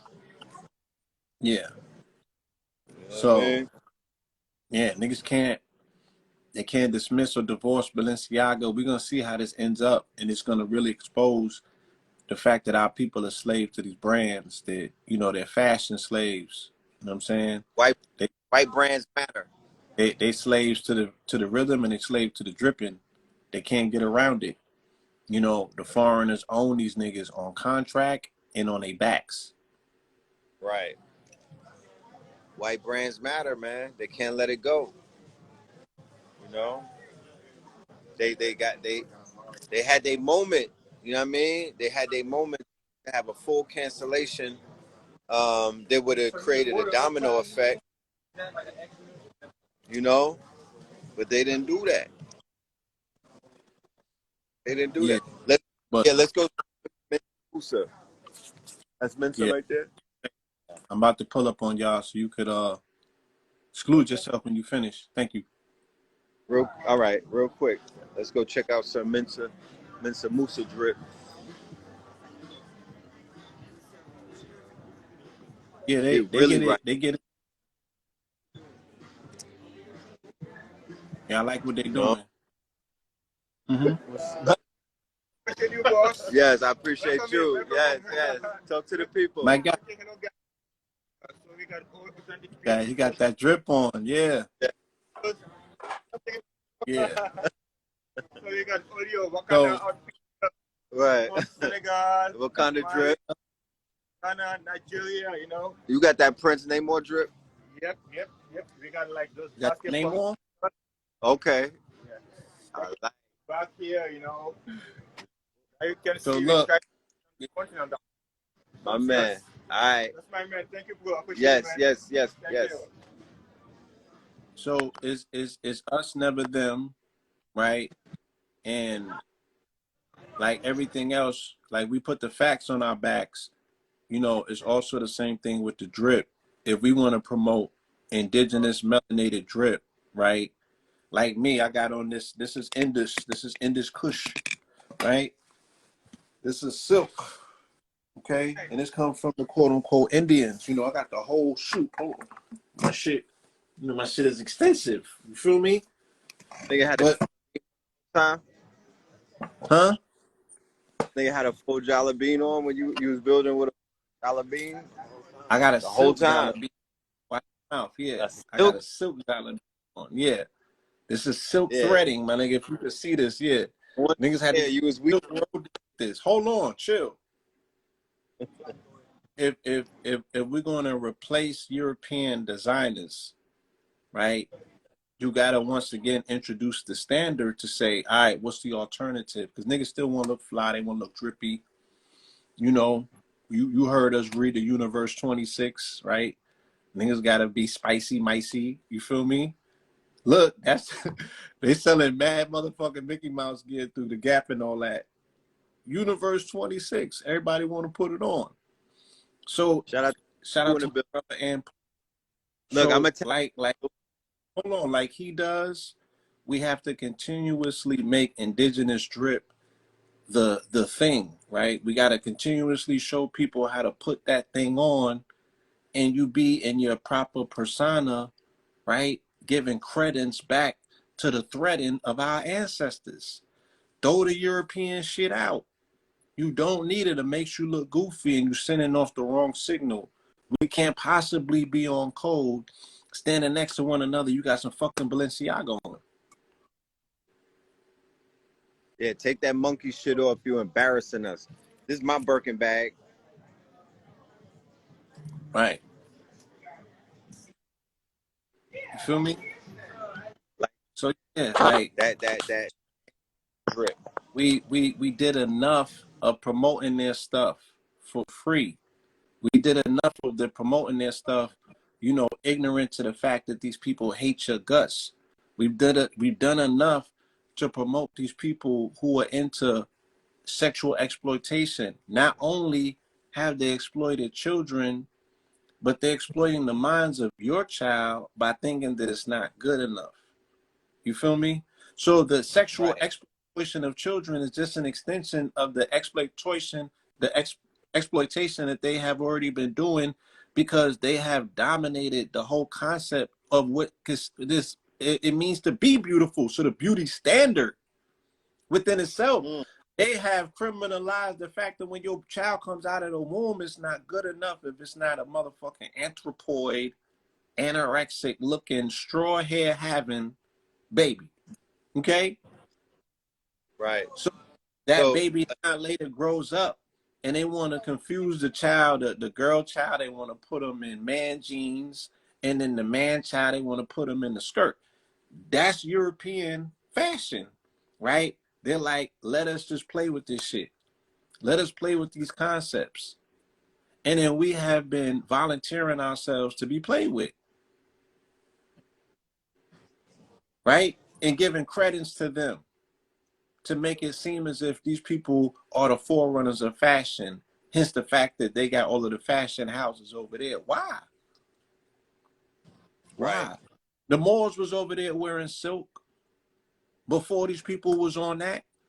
We was drippy before that. You feel me? So it's like, Right. when are we gonna restore and return? You know what I'm saying? Because the outfit that you wear says a lot about you. You're gonna be judged. You're gonna be judged on your appearance, right? Uniformity. Right. Hold on. Yeah, No, nobody uniform. else is playing by the rules. Don't let nobody fool you. You're gonna be judged by your appearance. You're gonna be Right. judged by your uniform, right? They call it a wardrobe for a reason, because you have to go to war against the Image. bastardized images, right? The fact that we are in an image war, You know, right? We're in an image we war. don't do the felony We're in an image war and the tied culture into war. in a culture. I'm about to say it's tied into an identity war that's tied into a culture war. So what you wear on your person, on this melanated magical skin of yours, that's your wardrobe. You're going to war against people's perceived notions of you when they encounter you. They already have a pre-programmed, preconceived notion about you. How do I know? Because when I had on baggy shit, they call that the felony look. What does the felony look mean? Mm-hmm. It means that if I'm walking down the street with baggy jeans, 9 out of 10 times, an officer is going to hop out of a vehicle and put my hands on the gate, right? And go through, you know what I'm saying, my belongings, because it looks like I look like I'm a suspect to a crime, right? I fit a Right. Like a description. What's the description? Say felony look, profile. right? But yeah, you got a suit on, right? Yeah, you get profiled. But if you got a suit on with a briefcase, they ain't gonna stop you. You can have fentanyl and H in there, That's a right? fact. You could be like Barksdale in them, right? But you're not gonna get stopped because of your wardrobe is different. So how they engage with you on the battlefield to go to war against you, it's a whole different battle. They like, no, we're chasing them over there. Right. Yeah. Damn, Yeah. if you got a hush puppy fit on, Right. right? That- And then now it's different. So now you That's got the purse. That's the the hush man puppy purse. fit. Yeah, Yeah. you got the hush puppy. You got a man purse. You got Balenciagas on.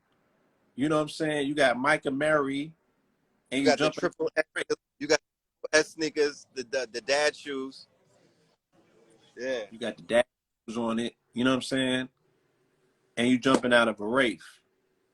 They're gonna deal with you different, Right. right? But when That you are better is that, right. The felony look is for the state, and the scammer look is for the feds. Right. That's the difference. Right. But when you show up in your indigenous garb, you show up in your indigenous drip, you're for neither one of them. Neither one of them got your calling card. You're going to conflate both of them to be like, oh, we don't know what we dealing with. That nigga might know some juju. Let's leave him alone. So, wardrobe, you're going to war against the image war that we're in. We have been castigated. We have already been tagged. You know what I'm saying? Oh, this is what they on, and this is how you could tell by their wardrobe. They're gonna show up looking like this, cause they're niggas. They operate in uniformity. Hence the fact they all got on white baggy shirts with jeans on. That was the universal look, and this is how Right. they have people, go and profile them. So you Because gotta keep them. You gotta keep them. You know what I'm saying? You gotta keep them guessing. I use this example, Blue.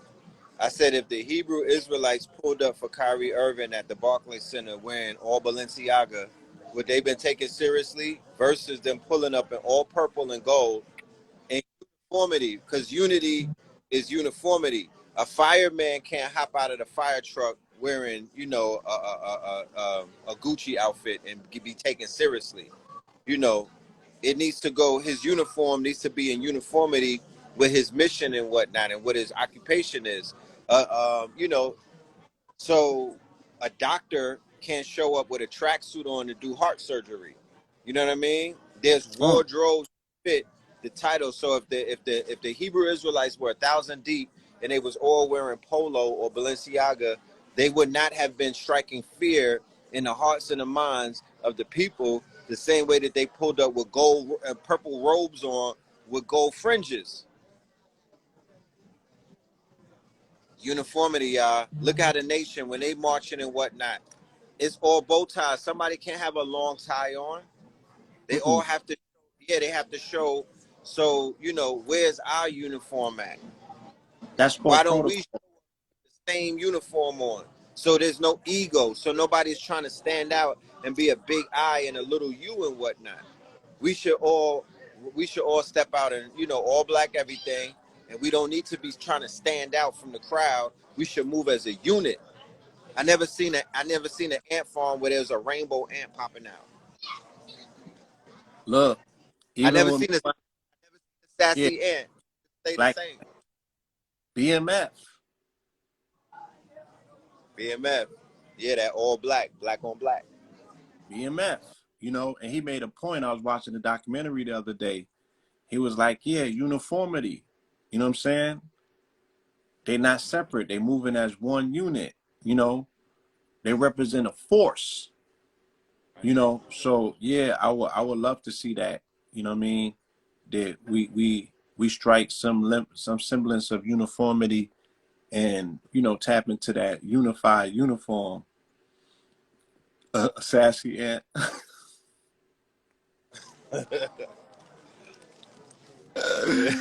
These little sassy ants in the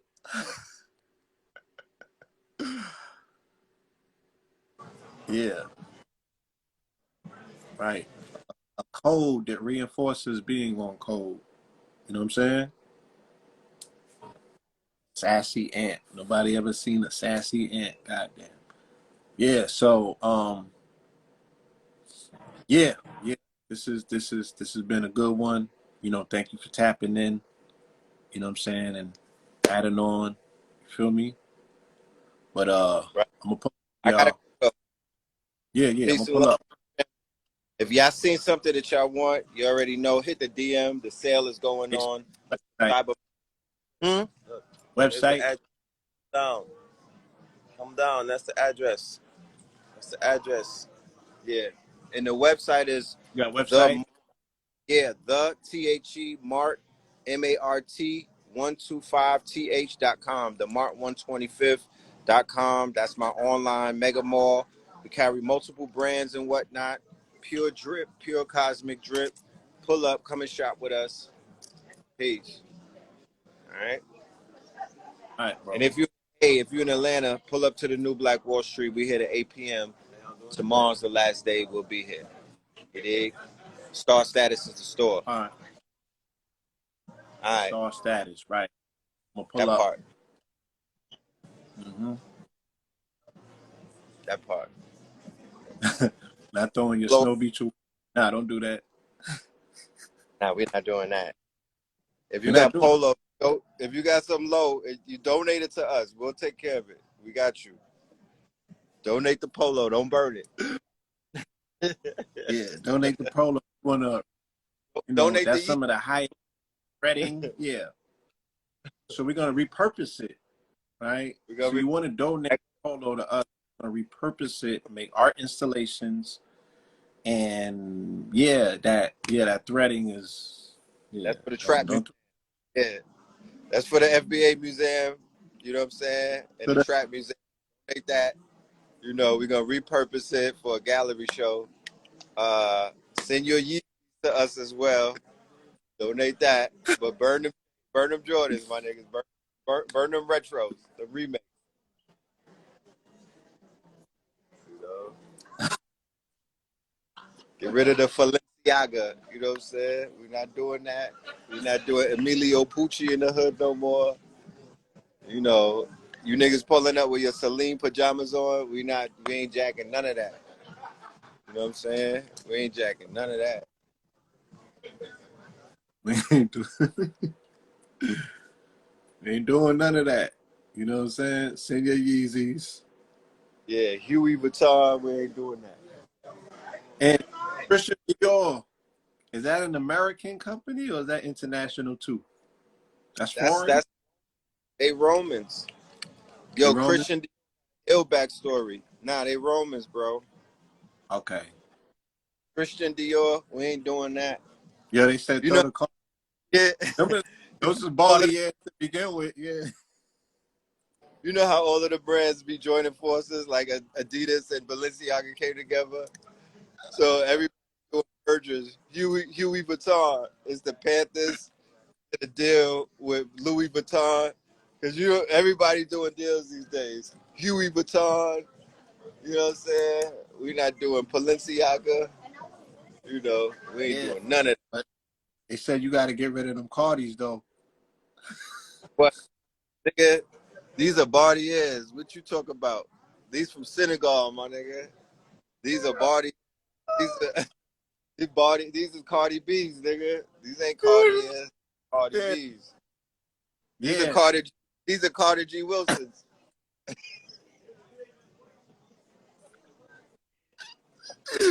They not the Cartiers, they the Carter G. Woodsons. They the Carter G's. You feel me? These are Carter G's. You know what I'm saying? These are not.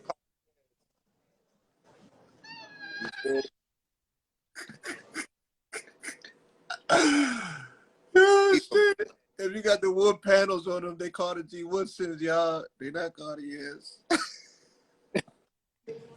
These are George Washington Carvers made out of peanuts. I got these from Bankhead, baby. We not doing. I don't. I Yeah, don't look. shop. If you bought a piece of designer from an African, consider that, That's you black owned. yeah, And that's black owned.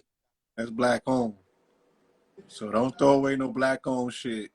If you bought some foreign drip from an African, you bought some shit that's black owned. So think about that. right, Think about that. village. You know what I mean? In the Congo. Shout out to Chaka Bars. Yeah. You know what I mean? Whatever I If buy you from feel it, Africa, go shout out to Shaka. I'm You getting know what I back. mean? Be careful. Yeah. Bought it from an African, treat it different. Because you can't be feeding the village. You don't want to just turn around and throw that shit out. You might get bad luck.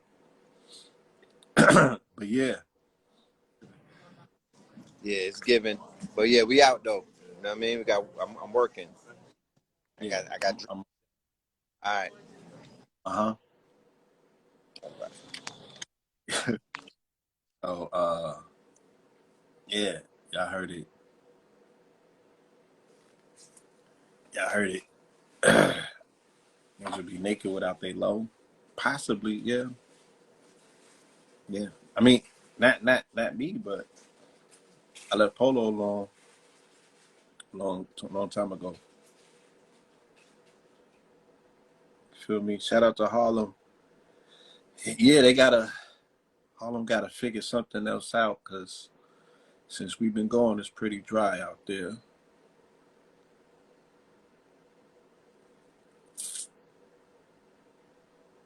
Yeah, shout out to Harlem. I miss Harlem. I love Harlem.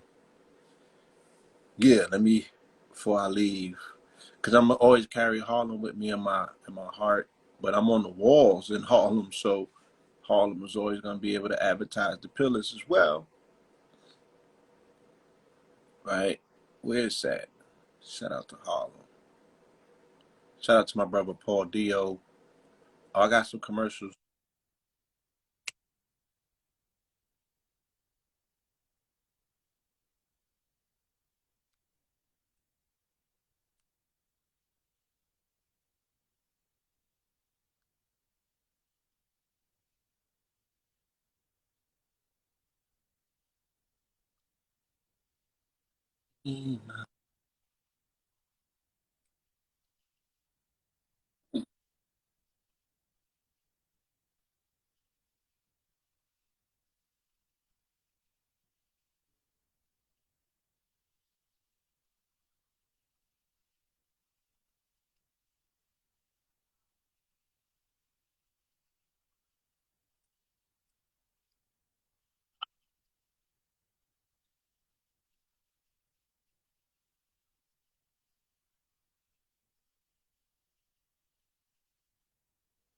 So,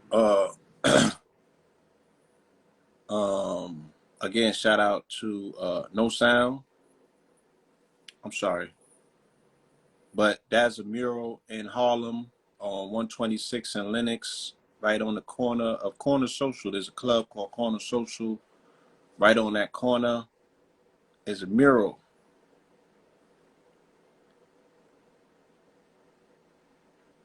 Oh, the sound is back. Is it back? Can't hear me?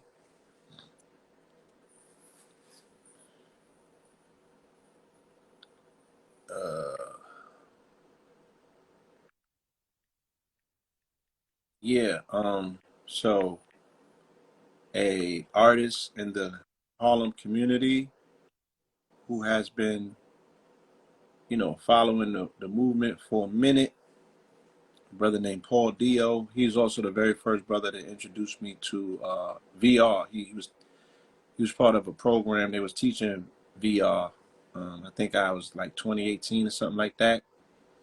So he's a muralist, and he put us up on the wall in Harlem, in our beloved hometown. I'm not from Harlem, but I still call it my hometown. From Brooklyn.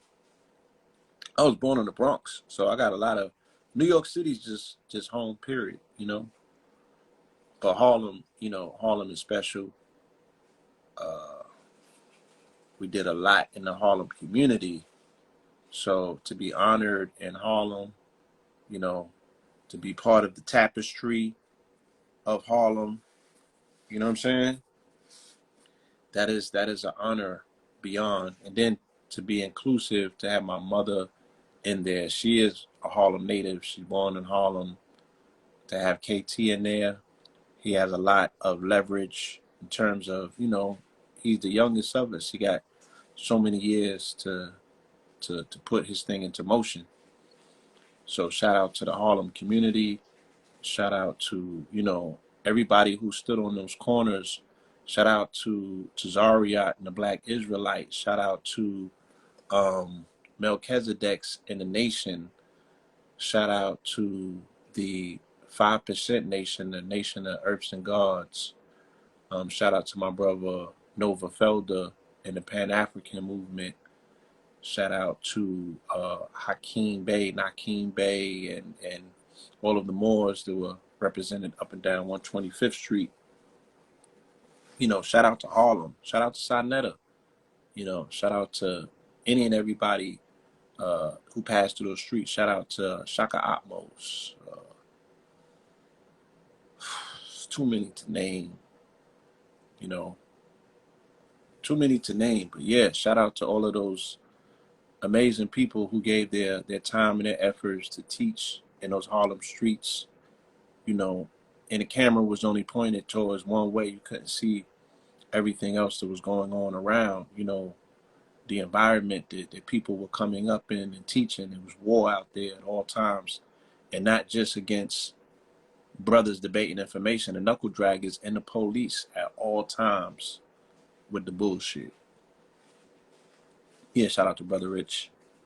And again, people who hugged that block and was there putting in those hours, Brother Jack, the Felders, of which Nova Felder and his father, the Elder Felder, you know what I'm saying? They were instrumental in hugging that block, you know, every single day, day in, day out. And not a lot of people was doing that. Brother Shabazz was hugging a block in Brooklyn. Brother Rich was hugging a block in Brooklyn. Bobby and Dr. Phil wasn't hugging a block. That was not what they did. Their tapes was on the block, but they wasn't hugging the block. All right. CosmicDust.com. Shout out to my baby. This is her site with the drip. Right. We got the jewelry for sale. She's been doing some amazing things, putting together some pieces. Right. Yeah, C. Freeman Hell is not from 125th, but shout out to him. Shout out to the people who have transitioned off 125th this year. So that's Ant, that is Rock, Daoud. Shout out to Daoud. He's transitioned as well. And shout out to Sekou, right? All four of those individuals have become ancestors. Shout out to Big Man, right? These were all integral parts of the 125th Harlem community. You know what I'm saying? 4 of those brothers are no longer here this year alone. Rock stood for economic empowerment. Daoud stood for the underworld. I mean, the occult and, the underworld. You know, people would know Daoud. He hung out in cemeteries. Shout out to him. Our brother Sekou was the book videotape vendor bar none on 125th. And Ant was a brother who, him and Sinetta he used to hold down Sinetta. He was the eyes behind his head. Pause. And this brother was from the street. He knew all street politics. You know what I'm saying? So he had that to contribute. You feel me? He would always post up. He was the eyes. He watched and seen everything. He wasn't out there teaching. He was out there looking and recording, you know, everything that went on with his eyes. You feel me? So he was invaluable, you know. May he rise in power, rest in peace. You know what I'm saying? So shout out to them. Yeah, those brothers, you know, they have transitioned. They're no longer here. They won't be forgotten. And their contribution was definitely substantial. Feel me? Whew.